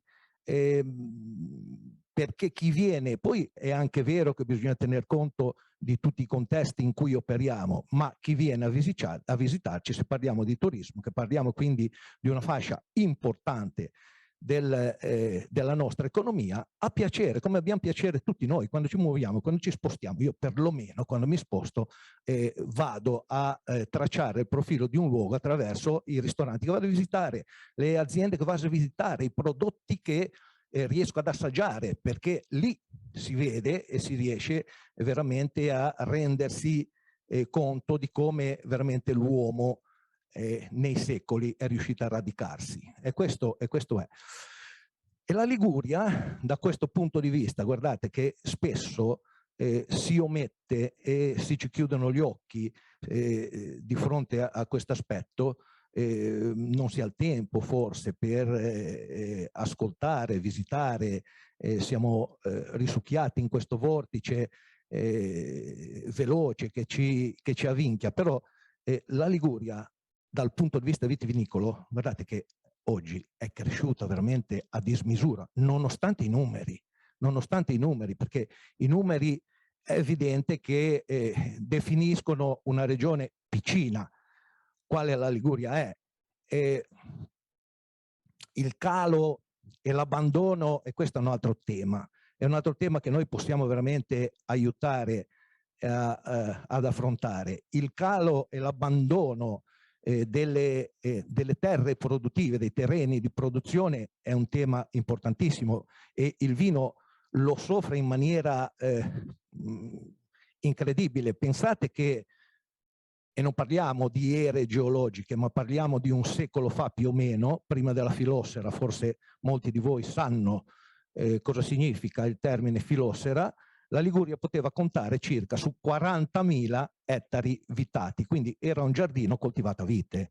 Oggi siamo intorno a 1.700 ettari, ma chi dice 1.700 ettari racconta una filastrocca, perché i numeri poi produttivi parlano di quantità che non corrispondono. Se fossero 1.700 ettari dovremmo essere collocati, per fare il numero di bottiglie, così rende bene Carlo, no?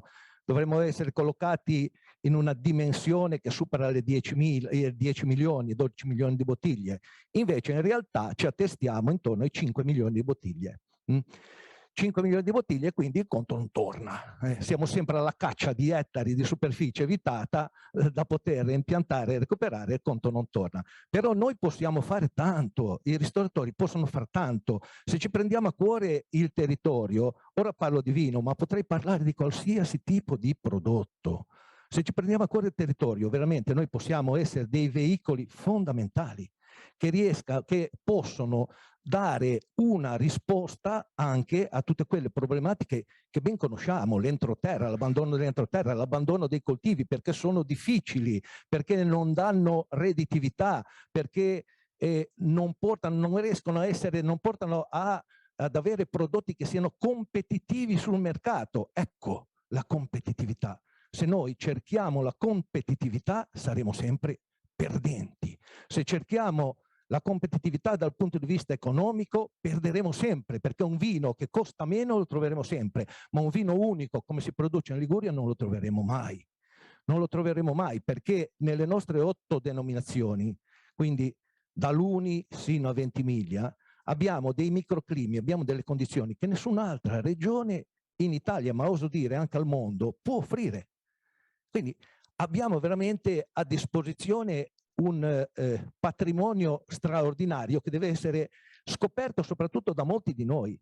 Si parlava del Vermentino poco fa, no? Il vino, forse siamo riconosciuti anche fuori dall'Italia come una regione che produce dell'ottimo Vermentino. Bene, lo sapete che su 8 denominazioni in Liguria 5 producono Vermentino?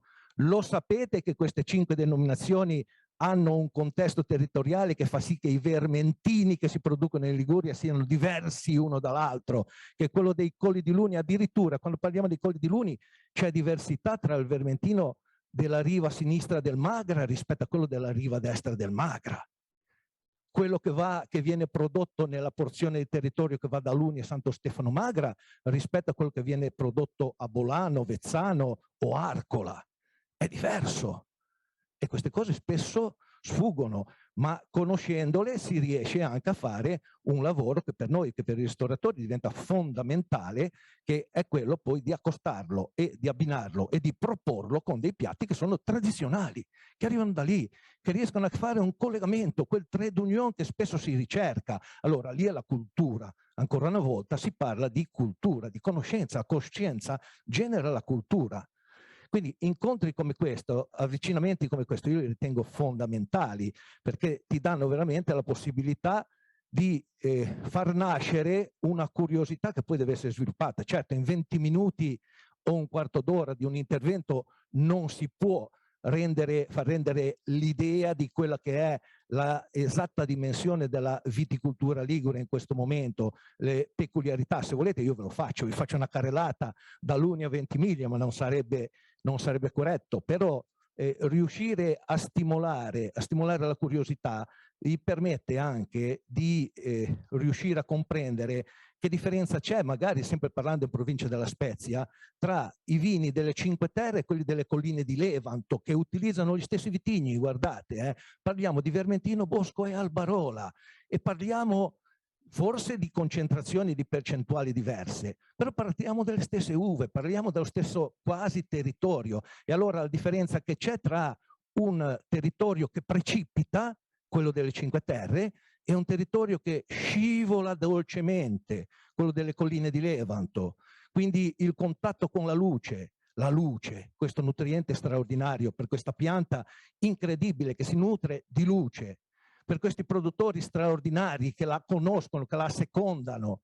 Ecco, queste sono robe che sono fondamentali per fare il nostro lavoro di tutti i giorni, comunicarlo il vino. Comunicarlo. Noi dobbiamo veramente essere in grado, a mio avviso, se vogliamo insomma riconoscerci in questo sistema di veicoli del nostro territorio, dobbiamo assolutamente cercare di non estromettere il vino, il basilico, l'olio da questa dimensione, perché sono prodotti che si plasmano con il territorio, che parlano del territorio. Si confrontava con il presidente del Consorzio di tutela dell'olio DOP, Carlo Sifredi, sull'opportunità anche nell'olio di trovare una via di comunicazione per identificare le caratteristiche dell'olio attraverso una microparcellizzazione delle provenienze dell'olio stesso, ovvero c'è differenza se parliamo, poi c'è l'eminenza della produzione dell'olio in provincia della Spezia, ma dico, facendo un esempio con Carlo, si parlava di Taggiasca, e c'è differenza tra l'olio da Taggiasca di Badalucco rispetto a quello di Lucinasco o quello di Dolcedo. E ci sono delle altimetrie diverse, ci sono dei terreni diversi, c'è una luce diversa, le piante si muovono in una maniera diversa, l'olio poi viene fuori come un elemento diverso. Per il vino è la stessa cosa, per il vino si amplificano ancora di più queste macro o micro differenze. Vi dicevo prima, 5 declinazioni di Vermentino, parlando di prodotti certificati, perché poi nel mondo del vino esiste anche quello che non è certificato, però partendo di prodotti certificati, 5 declinazioni che danno sfumature diverse. Da che cosa sono date? Sono date da un territorio che scivola invece di precipitare, un territorio che ha un terreno argiloso, un terreno ferruginoso rispetto a un terreno calcareo scistoso, un terreno con un'altimetria importante e ventoso che è di fronte al mare rispetto a un terreno che è orientato a nord e che vive e che respira un altro microclima. Questo è. E qui si plasmano dei prodotti che sono assolutamente diversificati e che possono essere compagni di viaggio dei piatti più disparati, voglio dire. Quindi io credo, per concludere, così abbiamo un senso anche, io credo che sia importante che tutti ci renda conto che questo è un tema aperto, è un tema che parla di valorizzazione del territorio, di insomma crescita dal punto di vista proprio delle possibilità e delle opportunità, perché dietro poi c'è un mondo che si muove, un mondo che lavora, delle opportunità che si può offrire alla nostra economia. Noi ne facciamo parte, sono opportunità anche per noi, perché comprare da un catalogo, i ristoratori lo sanno, arrivano un sacco di rappresentanti, e comprare i prodotti da un catalogo, non parlo solo di vino, È diverso che andare a Zeri e vedersi gli agnelli come vengono coltivati. E certo, possiamo comprare i Presalé o quelli della Nuova Zelanda, i più buoni al mondo, ma non potranno mai essere come quelli di Zignago, perché quelli di Zignago noi li conosciamo, li chiamiamo anche per nome, a uno, sappiamo. Poi è anche una cosa truce vedere quando vengono abbattuti e pensare di poterli consumare al tavolo, però è una storia, È una storia che un Presalé o un Nuova Zelanda non potrà mai raccontare. Certo è comodo, sfogli un catalogo e dici mandami 10 kg di questa roba qui. È lo stesso il vino, la stessa storia l'olio, Marco, l'olio. Capite? Posso fare una domanda? Sì. Allora, Marco ha sintetizzato esattamente un po' il punto che poi toccheremo dopo, cioè il prodotto può diventare un importante strumento di marketing e di storytelling dell'operatore, per esempio Oreca, nei confronti del cliente. Perché se io ristoratore racconto al mio cliente, guarda, ho 5 vermentini in casa, dico 5, sai che ogni... Io ce n'ho circa 48 o 50. Liguri, tutto, è una carta esclusivamente di vini liguri. Quindi diventa uno strumento importante di vendita se c'è una competenza del ristoratore che deve poi trasferire questa emozione, questa passione al cliente finale, perché se gli tira in mano una carta di vini e non gli dice niente, questo è il primo vermentino che trova, se lo piglia, se lo porta sul tavolo. Perfetto. Fidelizza questa cosa, attento che assolutamente, fidelizza. Ma vale in tutti i territori. C'è qui Fulvia, l'abbiamo visto a suo tempo quando erano in provincia di Reggio Emilia con i produttori dell'Ambrusco. Cioè è chiaro che queste cose sono fortissimi strumenti di comunicazione, ma produttori di vino qua? Sì, ce n'è. Io ne individuo uno perché lo conosco, ma so che ce ne sono. Prendo a caso ce ne sono almeno 4. Prendo a caso la Laura Angelini come caso. Allora, Laura è qui giù da queste parti, immagino voglia vendere il vino anche a Genova, a Imperia, no? Immagino sì. Per andare a Imperia 1 ora e mezza di strada, andata, 1 ora e mezza di ritorno su Genova, grosso modo. Allora, il tema è quello che dicevamo prima nell'intervento con Febo. Cioè è opportuno che il prodotto, cioè il prodotto fisico, la bottiglia, possa diventare uno strumento di scambio dati. Perché se no il suo agente, che è plurimandatario come quasi tutti quelli del vino, a Genova, fa prima vendere, io dico Felluga perché era un amico, no? Cioè, no. Piuttosto che non proporre il prodotto ecco. Quindi quello che io insisto, fondamentale questa conoscenza, ma se le aziende non si dotano di strumenti per supportare, nel caso del vino sono tutti agenti plurimandatari, nei confronti del ristoratore, e dei dati non gli tornano indietro, tutta sta roba qua rimane una bella cosa che sei tu che sei un super esperto, sa Laura e tutti i suoi colleghi del vino che sono super esperti a casa loro, ma il ristoratore di Genova, ma piuttosto che di Imperia, cioè non arriva a nulla. Sì. Questo è il tema secondo cui dove dobbiamo lavorare con degli strumenti concreti di supporto, perché sennò le piccole imprese non escono. Sì. Supporto... È una provocazione per entrare sul... No, supporto, strumenti, formazione devono essere temi all'ordine del giorno. Come prima ho seguito con grandissimo interesse il ragionamento sul marketing territoriale legato al turismo esperienziale e i produttori, anche piccoli, sono pronti, guardate che sono pronti. Una volta messo a punto alcuni sistemi, loro sono pronti perché lo fanno già, ospitano gruppi di persone, turisti, basta chiamarli e loro aprono la cantina, sono pronti, li fanno visitare i vigneti, fanno fare tutte queste robe. Qualcuno è più avanti dal punto di vista strutturale, qualcun altro deve un attimo adeguarsi, prepararsi, però c'è la volontà. Il fatto che avessimo varato quel progetto era sintomatico perché c'erano due esigenze, due mondi che approcciavano un ragionamento e due mondi che si incontravano, ma il mondo della produzione non è che non fosse pronto, è pronto, ci sono dei fiori di aziende, anche piccine, che sono all'avanguardia, che stanno proponendo dei prodotti che sono straordinari, tipo il picnic anche, voglio dire, no? Le cene in vigna, esperienze di questo tipo, ma ce n'è più di una in Liguria, voglio dire. Quindi anche per noi che facciamo questo mestiere, ristoratore, è interessante questo aspetto perché intanto la cena in vigna del produttore non va vissuta come una concorrenza sleale, perché se la viviamo a quel modo lì vuol dire che siamo su un pianeta diverso di ragionamento. Va vissuto invece come una prospettiva, una possibilità che diamo a un nostro visitatore che una sera dall'albergo, una sera è andato a fare quell'esperienza, poi magari la sera dopo viene, se non cena in albergo, viene da noi e magari avendo vissuto quell'esperienza dice: ho bevuto quel vino, hai qualcos'altro da propormi che mi possa far portare via un'idea, un'immagine, un'esperienza importante, un'emozione, l'emozione.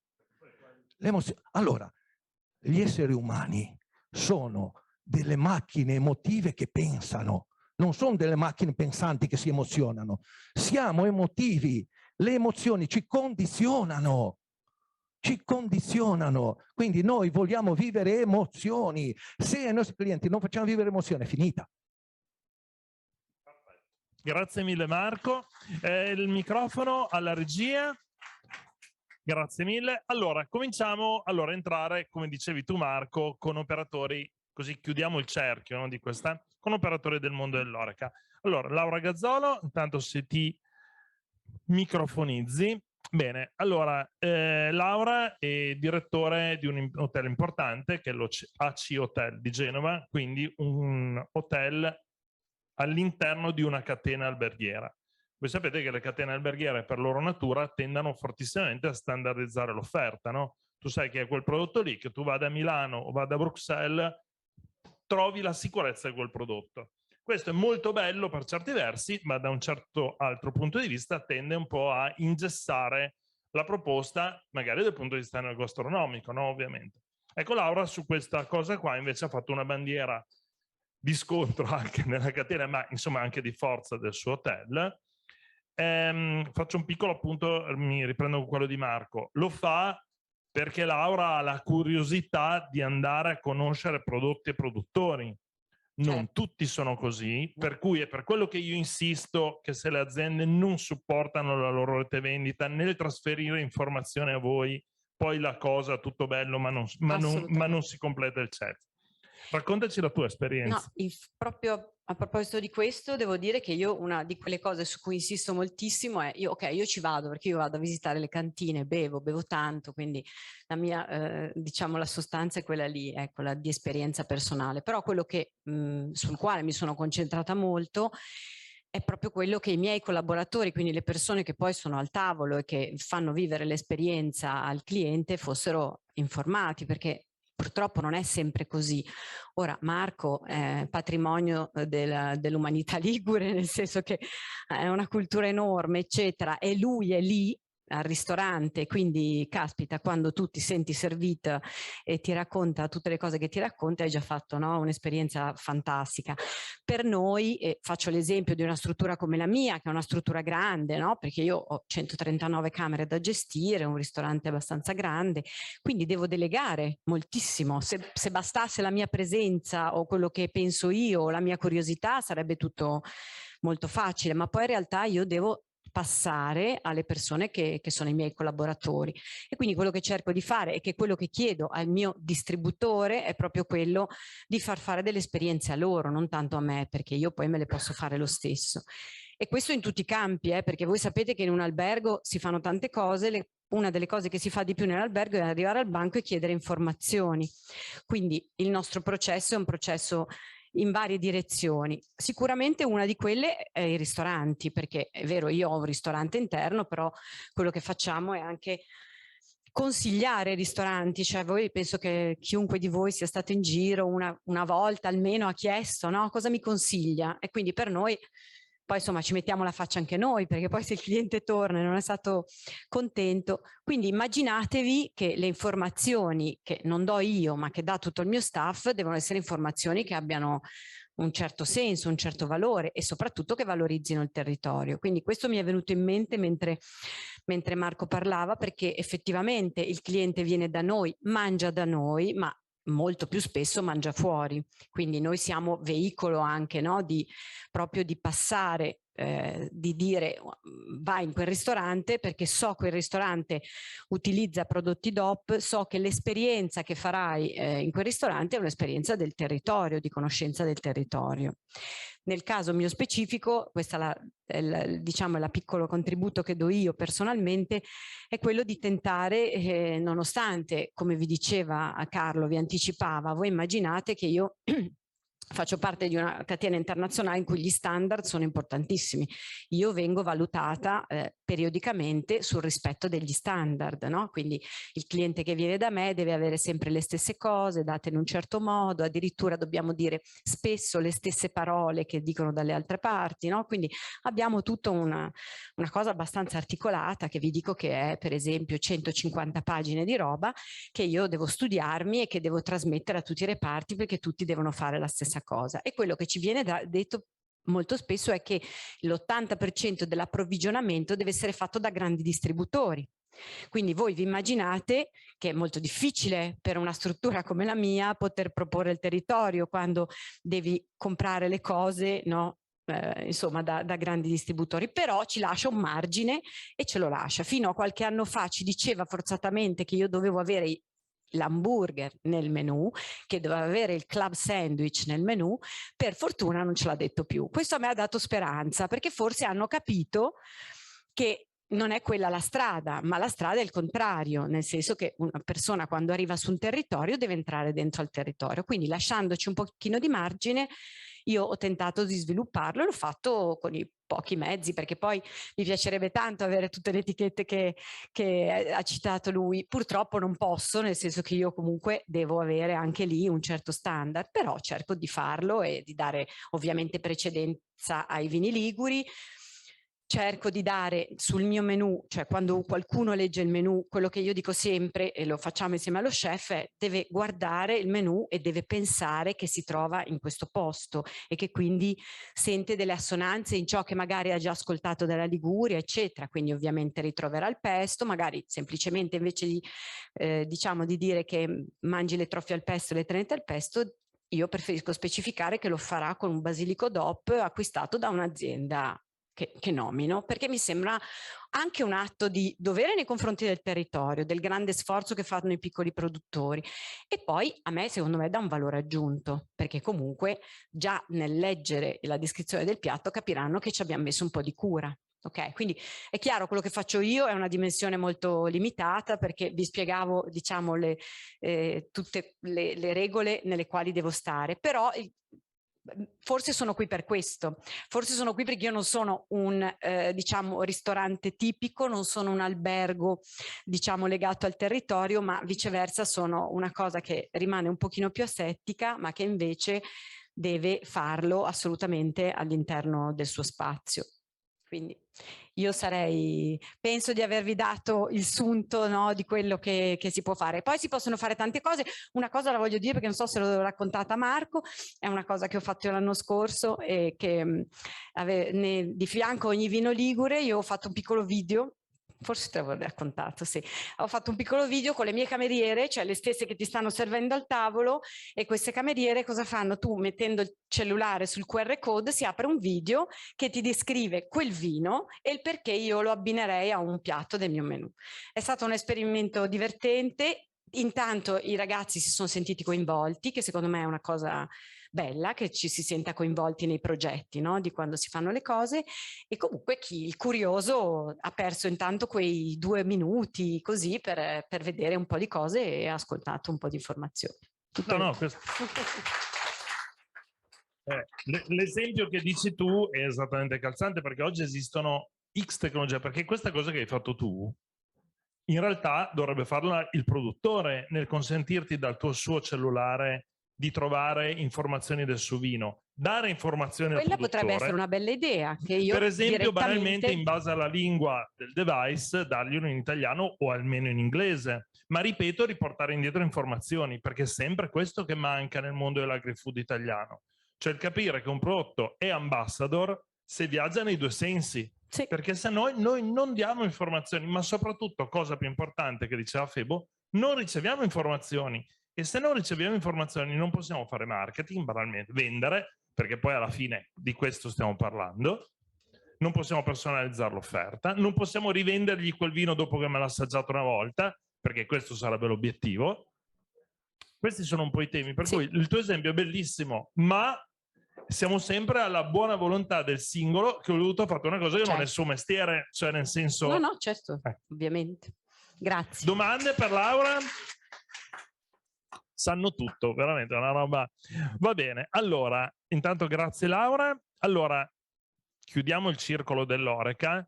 Adesso vi presento Roberto Panizza. Roberto, intanto se ti microfonizzi dalla regia, intanto io ti presento perché c'è un titolo lunghissimo nel tuo caso. Allora, Roberto è ristoratore perché è ristorante Il Genovese di Genova e quindi bevitore d'acqua, questa non la sapevo, questa è una novità che mi ha... Esatto. Organizzatore del campionato mondiale del pesto. Poi una cosa che pochissimi sanno, è un importante player del mondo e-commerce, non solo in Liguria, con la piattaforma Palati Fini, per cui sul tema e-commerce avrebbe lui da fare formazione a molti. E in più, sul tema tracciabilità, ti lancio la palla, se vuoi racconta tu due parole, lo dico anche a Marco Rezzano e ai produttori dell'olio, Roberto, con alcune aziende del basilico di Pra, del basilico, comunque della zona di Genova, hanno fatto un test di tracciabilità del prodotto nella chiave di scambio dati. E attenzione, queste tecnologie sono sul mercato gratuite, tra l'altro, perché uno pensa sempre, chissà cosa avevano fatto, è roba gratuita sta qua, è a disposizione di tutti. Loro l'hanno fatto però, o almeno si sono informati e poi l'hanno fatto. Quindi magari ne hai di cose da raccontare. Domattina siamo ancora qua, giusto? Guardato, speravo, secondo me sono molto meno bravo a raccontare cose rispetto alle persone che mi hanno preceduto, speravo che non ci fosse più nessuno, visto che parlo per ultimo, invece siete rimasti tutti, ma perché sono stati bravi quelli di prima. Vediamo di inventare qualcosa. No. Una cosa che mi piace, intanto grazie Carlo per la presentazione, in effetti insomma in questi anni si sono accumulate tante cose e vi racconterò un po' quella che è stata la mia esperienza di lavoro e di vita, perché poi insomma a certi livelli, ma questo penso saremo tutti d'accordo, la vita e il lavoro si intersecano in maniera molto fitta, no? Non sono mestieri che possiamo fare a tempo perso. In questo momento stiamo parlando del cibo, no, dei prodotti locali come ambasciatori della nostra regione nel mondo. Non è sempre stato così, siamo ad un certo punto dell'evoluzione di questo mondo e appunto sta a noi, diciamo, portarla avanti e proseguire nella maniera migliore, no? Magari facendo anche tesoro delle esperienze del passato. Io ho iniziato la mia avventura nel 1988 con una bottega nel centro di Genova e in quel momento non esistevano punti di riferimento precisi, di questi argomenti non si parlava.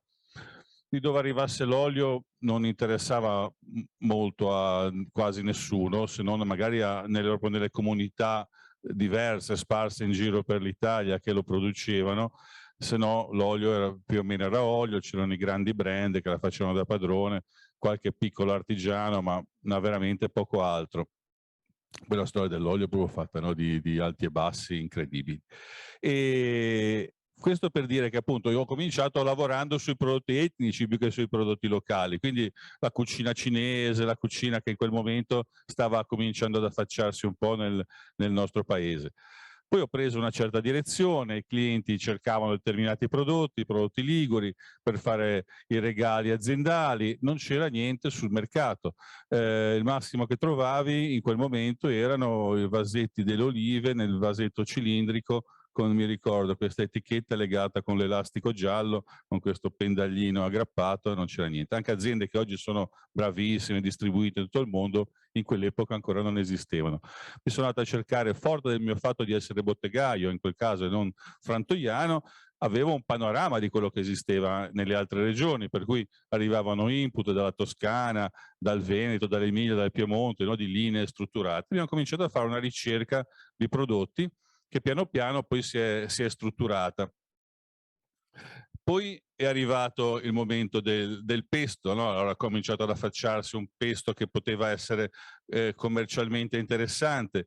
La cosa interessante da raccontare del pesto, che è un prodotto simbolo della nostra regione, anche se adesso comincia come poi tutte le cose, no? Ha un momento di massima, di picco. Adesso magari lo diamo un po' quello anche un po' troppo per scontato e sbagliamo, perché rimane uno degli elementi massimi di riconoscimento della nostra regione, della nostra città di Genova in questo caso all'estero, ma poi diciamo che no, più ci si allontana, più la prospettiva tende ad avvicinare le nostre realtà, per cui per l'americano, per il tedesco, per l'australiano, Genova e la Liguria sono insomma tutta la stessa cosa. E dicevamo, abbiamo cominciato a lavorare su queste piccole produzioni che cominciavano ad avere un discorso di qualità. Ecco, la cosa del pesto è che dobbiamo dire grazie alla grande industria, che è quella che l'ha diffuso nel mondo, perché loro avevano le risorse per fare un lavoro di comunicazione che il piccolo artigiano, che non c'era neanche, perché non c'era la tecnologia, mentre il formaggio è un prodotto, è un sistema antico per conservare il latte, il salame è un sistema antico per conservare le carni, il pesto non serviva a conservare niente, lo facevamo e lo mangiavamo. Quindi non c'era mai stata una tradizione, una cultura della conservazione del pesto. Questa cosa si è sviluppata invece nel corso degli ultimi 30-40 anni fino a farlo diventare veramente un simbolo della nostra cultura gastronomica. Per riportarlo poi alla ristorazione, 20 anni fa, 25 anni fa a Genova non era così scontato trovare un piatto di pasta al pesto in un ristorante, trovare un piatto di minestrone era praticamente impossibile. Adesso anche i ristoranti più prestigiosi comunque nel loro menù hanno un piatto di pasta al pesto, perché a Genova non puoi non avere il pesto. E questo è proprio frutto di un'evoluzione che è durata 25 anni. Raccontavo ancora ieri e lo racconterò ancora adesso, 1992, la prima crisi della lira, se vi ricordate, un momento un po' destabilizzante, la lira esce dallo SME, perdiamo il 20-25% di valore, arriva la televisione nel negozio per chiedere, no, facevano un giro per il negozio, come va il Natale? Ma io dico bene, io sto cominciando, no, tutte le mie cose liguri, l'olio, le cose, la strosciata, facevano arrivare dall'Imperiese, e noi stiamo lavorando, siamo contenti. Esce nel mezzogiorno il titolo del TG3, i prodotti tipici battono la crisi, no? Nel 92 ancora era una notizia che giustificava l'apertura di un telegiornale, oggi è qualcosa che diamo per scontato. Certamente eravamo veramente al punto zero, no? Di un percorso che ha visto tanti player che si sono avvicendati e che hanno lavorato intorno alla creazione di questa coscienza che ci porta oggi a parlare del cibo come ambasciatore della nostra regione. Vedo Sandra che rappresenta Slow Food, ma ci sono mille altre realtà che hanno lavorato nel corso degli anni per ottenere questo risultato. E oggi, ripeto, cose che diamo per scontate non lo sono affatto e devono essere invece incrementate ancora di più, e proprio con quel discorso di raccolta dati che potrebbe essere, dobbiamo imparare noi stessi ad avere coscienza del valore che hanno i dati. Dico imparare noi stessi perché io lo dico da ristoratore, non sono stato bravo, facevo certe cose nel 1990, pubblicavo una rivista che mandavo a 7.000 dei miei clienti a casa, era un quadrimestrale registrato con il suo direttore responsabile che era Virgilio Pronzati, che tutti voi qui sicuramente conoscerete. Quando c'è stato il lockdown io avevo pochi dati per mandare le mail, per mandare le cose, perché ci eravamo un po' seduti, diciamo, sul fatto che comunque il genovese, il ristorante lavorava, che le prenotazioni arrivavano, eccetera, eccetera, e avevamo un po' rallentato sulla raccolta dati, cosa che insomma ci stiamo impegnando a fare proprio in conseguenza del fatto che ci siamo resi conto che è una cosa assolutamente necessaria. Infatti dicevo per scherzo a Carlo che siamo preparati. Adesso abbiamo scelto la strada più difficile probabilmente, perché è un sistema di fidelizzazione con la carta, l'app, insomma basterebbe chiedere l'indirizzo ai clienti quando stanno mangiando o quando stanno pagando il conto, ma poi non lo facciamo e quindi bisogna trovare altre strade. È un paradosso, ma è così, è una cosa... Proprio anche quando lo sai e non lo fai, figuriamoci quando non lo sai, quando è difficile ottenere questi risultati. Il tema della raccolta dati nel mondo del food è ancora veramente... Io spero che un po' il messaggio oggi sia passato con i presenti, lo capiremo anche poi se ci sono delle domande, ma è fondamentale questa roba qua, perché se no non se ne esce dall'informazione anche sul prodotto. Assolutamente. E diciamo che, ripeto, oggi lo diamo per scontato, ma partire con quando siamo partiti con il genovese volevamo fare proprio cucina ligure, e se questa realtà, che è una piccola trattoria nel centro di Genova, non è che stiamo parlando di nulla, non si fa ricerca, infatti noi facciamo cucina tradizionale non rivisitata, lo sottoscrivo, no? Al contrario di quello che si dice normalmente, proprio perché vogliamo offrire un'esperienza, no? Della cucina di casa a tutti gli effetti. E siamo destinati ad arrivare sempre secondi, perché nella cucina di casa la mamma o la nonna sono i punti di riferimento, e la nonna non la batterai mai, quindi ti diranno bravo perché è quasi buono quanto quello della nonna. Questo è un dato di fatto, però per noi già quando arriviamo lì sotto la nonna è già un onore. Dicevamo è la coerenza anche della proposta, per cui al genovese, sottotitolo cucina ligure, si fa soltanto cucina genovese, non trovate lo spaghetto, non trovate la milanese con la patatina per i bambini, non c'è, non è che non glielo vogliamo dare, non c'è, perché siamo un'antica trattoria genovese che fa quelle cose lì, che continua a fare quelle cose, che ha ripreso la tradizione dal 1912, non ha mai smesso, e cerchiamo di...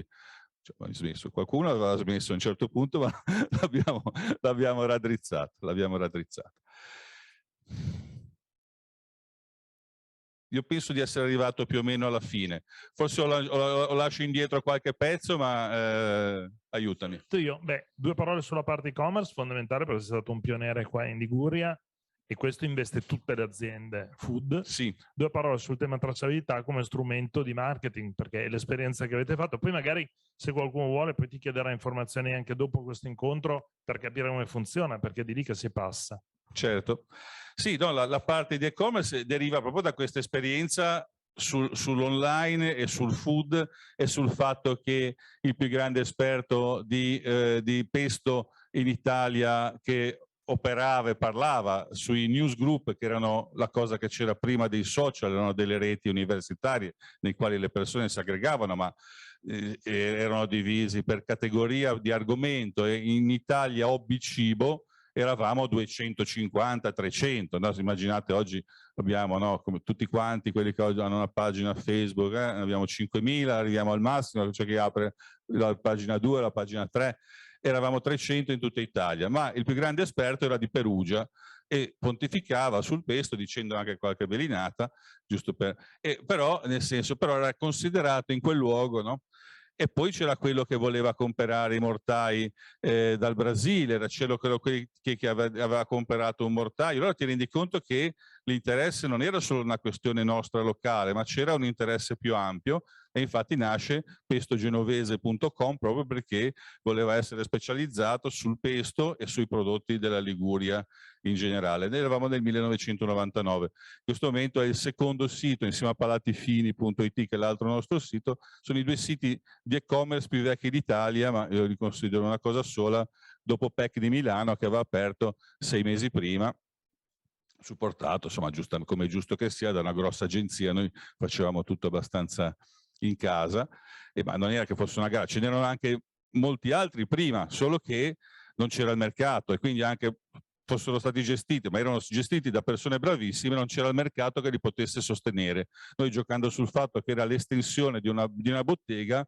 oggi si chiama multi-channel, no, multicanale, multi-channel. Mi sembrava troppo facile. Diciamo che oggi è stato codificato, ma in effetti chi ha resistito in questi anni era perché aveva diversi livelli, no? Diversi canali di vendita. Oggi il mercato è cambiato, abbiamo visto durante il lockdown dei picchi incredibili, infatti abbiamo lavorato anche per gestire questi picchi e modificarli. È proprio un lavoro diverso, attenzione, quello del negozio, quello della ristorazione, quello dell'e-commerce, sono realtà che che sono mestieri diversi che vanno approcciati con una mentalità diversa, ma nello stesso tempo tutti insieme poi consentono di raggiungere un certo tipo di risultato che può essere poi esponenziale nel caso di Amazon e Jeff Bezos, oppure insomma rimani Roberto Panizza e va bene così, non ti accontenti. Grazie Roberto. Allora, la tracciabilità. Sì, scusa, sì, no, la tracciabilità invece è questa cosa perché questo qui è stato un bel progetto che abbiamo realizzato assieme al consorzio del Basilico Genovese di OP. Tre piccole, era un bando della regione che prevedeva di lavorare sulla filiera corta. C'erano queste tre aziende della zona di Genova, della zona di Pra, piccoline. Diciamo che il loro orizzonte commerciale è racchiuso nel comune di Genova, quindi hanno questo limite di uscire, fanno fatica a uscire perché non sono strutturate, non sono organizzate, perché sono molto concentrate sul lavoro di produzione, e quindi a volte quando senti parlare del chilometro zero oppure anche della filiera corta, oppure del fatto che il contadino che va ai mercati, ma se il contadino è al mercato, nella stalla chi c'è? E perché poi è questo, infatti non è mai esistito. I Fenici prima 2000-4000 anni fa vagavano per il Mediterraneo comprando e vendendo beni che venivano prodotti dalle realtà locali, perché o produci o vendi. Allora cosa è successo? Abbiamo dato un supporto a questa realtà, per cui noi eravamo, diciamo, il supporto commerciale e il supporto logistico, quindi loro producevano e insieme a loro abbiamo creato questo progetto che si chiama Genovese Storico, che racchiude appunto queste tre aziende, ma si spera che poi cresceranno nel corso del tempo, che lavorano solo con il Basilico Genovese di OP, e noi per conto loro spediamo e distribuiamo in tutto il mondo e gestiamo la parte commerciale. Sta cominciando piano piano a funzionare. Abbiamo trovato appunto realtà che magari difficilmente erano accessibili. Per esempio stiamo vendendo basilico congelato alla Cinzano, che lo usa per fare i suoi liquori, i suoi amari. Cosa che probabilmente appunto se andavano dal contadino dice: io non ti posso dare il basilico congelato, no? Io ce l'ho qua, ti do i bazzetti, te lo vieni a prendere, però per una società come quella un livello di servizio un pochino più elevato era necessario per potersi approcciare, per poter scrivere Basilico Genovese di OP sul loro prodotto, e questo diventa poi un veicolo di nuovo di comunicazione incredibile per il prodotto e per il territorio, no? Questa di nuovo è un'altra leva importante, cioè ogni volta che noi troviamo il basilico genovese di OP, oppure l'olio extravergine, oppure un vino come ingrediente anche in un prodotto, questo prodotto diventa a sua volta un ambasciatore del nostro territorio. Adesso tu parli della tracciabilità di questo sistema, perché poi me lo perdo sempre. No, ma allora, intanto se c'è qualche domanda per Roberto. Allora, grazie Sandra, intanto. No, giustamente. Allora, facciamo così. Visto che Agenzia Liguria ha preparato un aperitivo qui all'ingresso, magari ci spostiamo lì, così con un calice in mano probabilmente vi sciogliete un po' di più, e se avete qualche domanda ai relatori sono a disposizione. Grazie a tutti.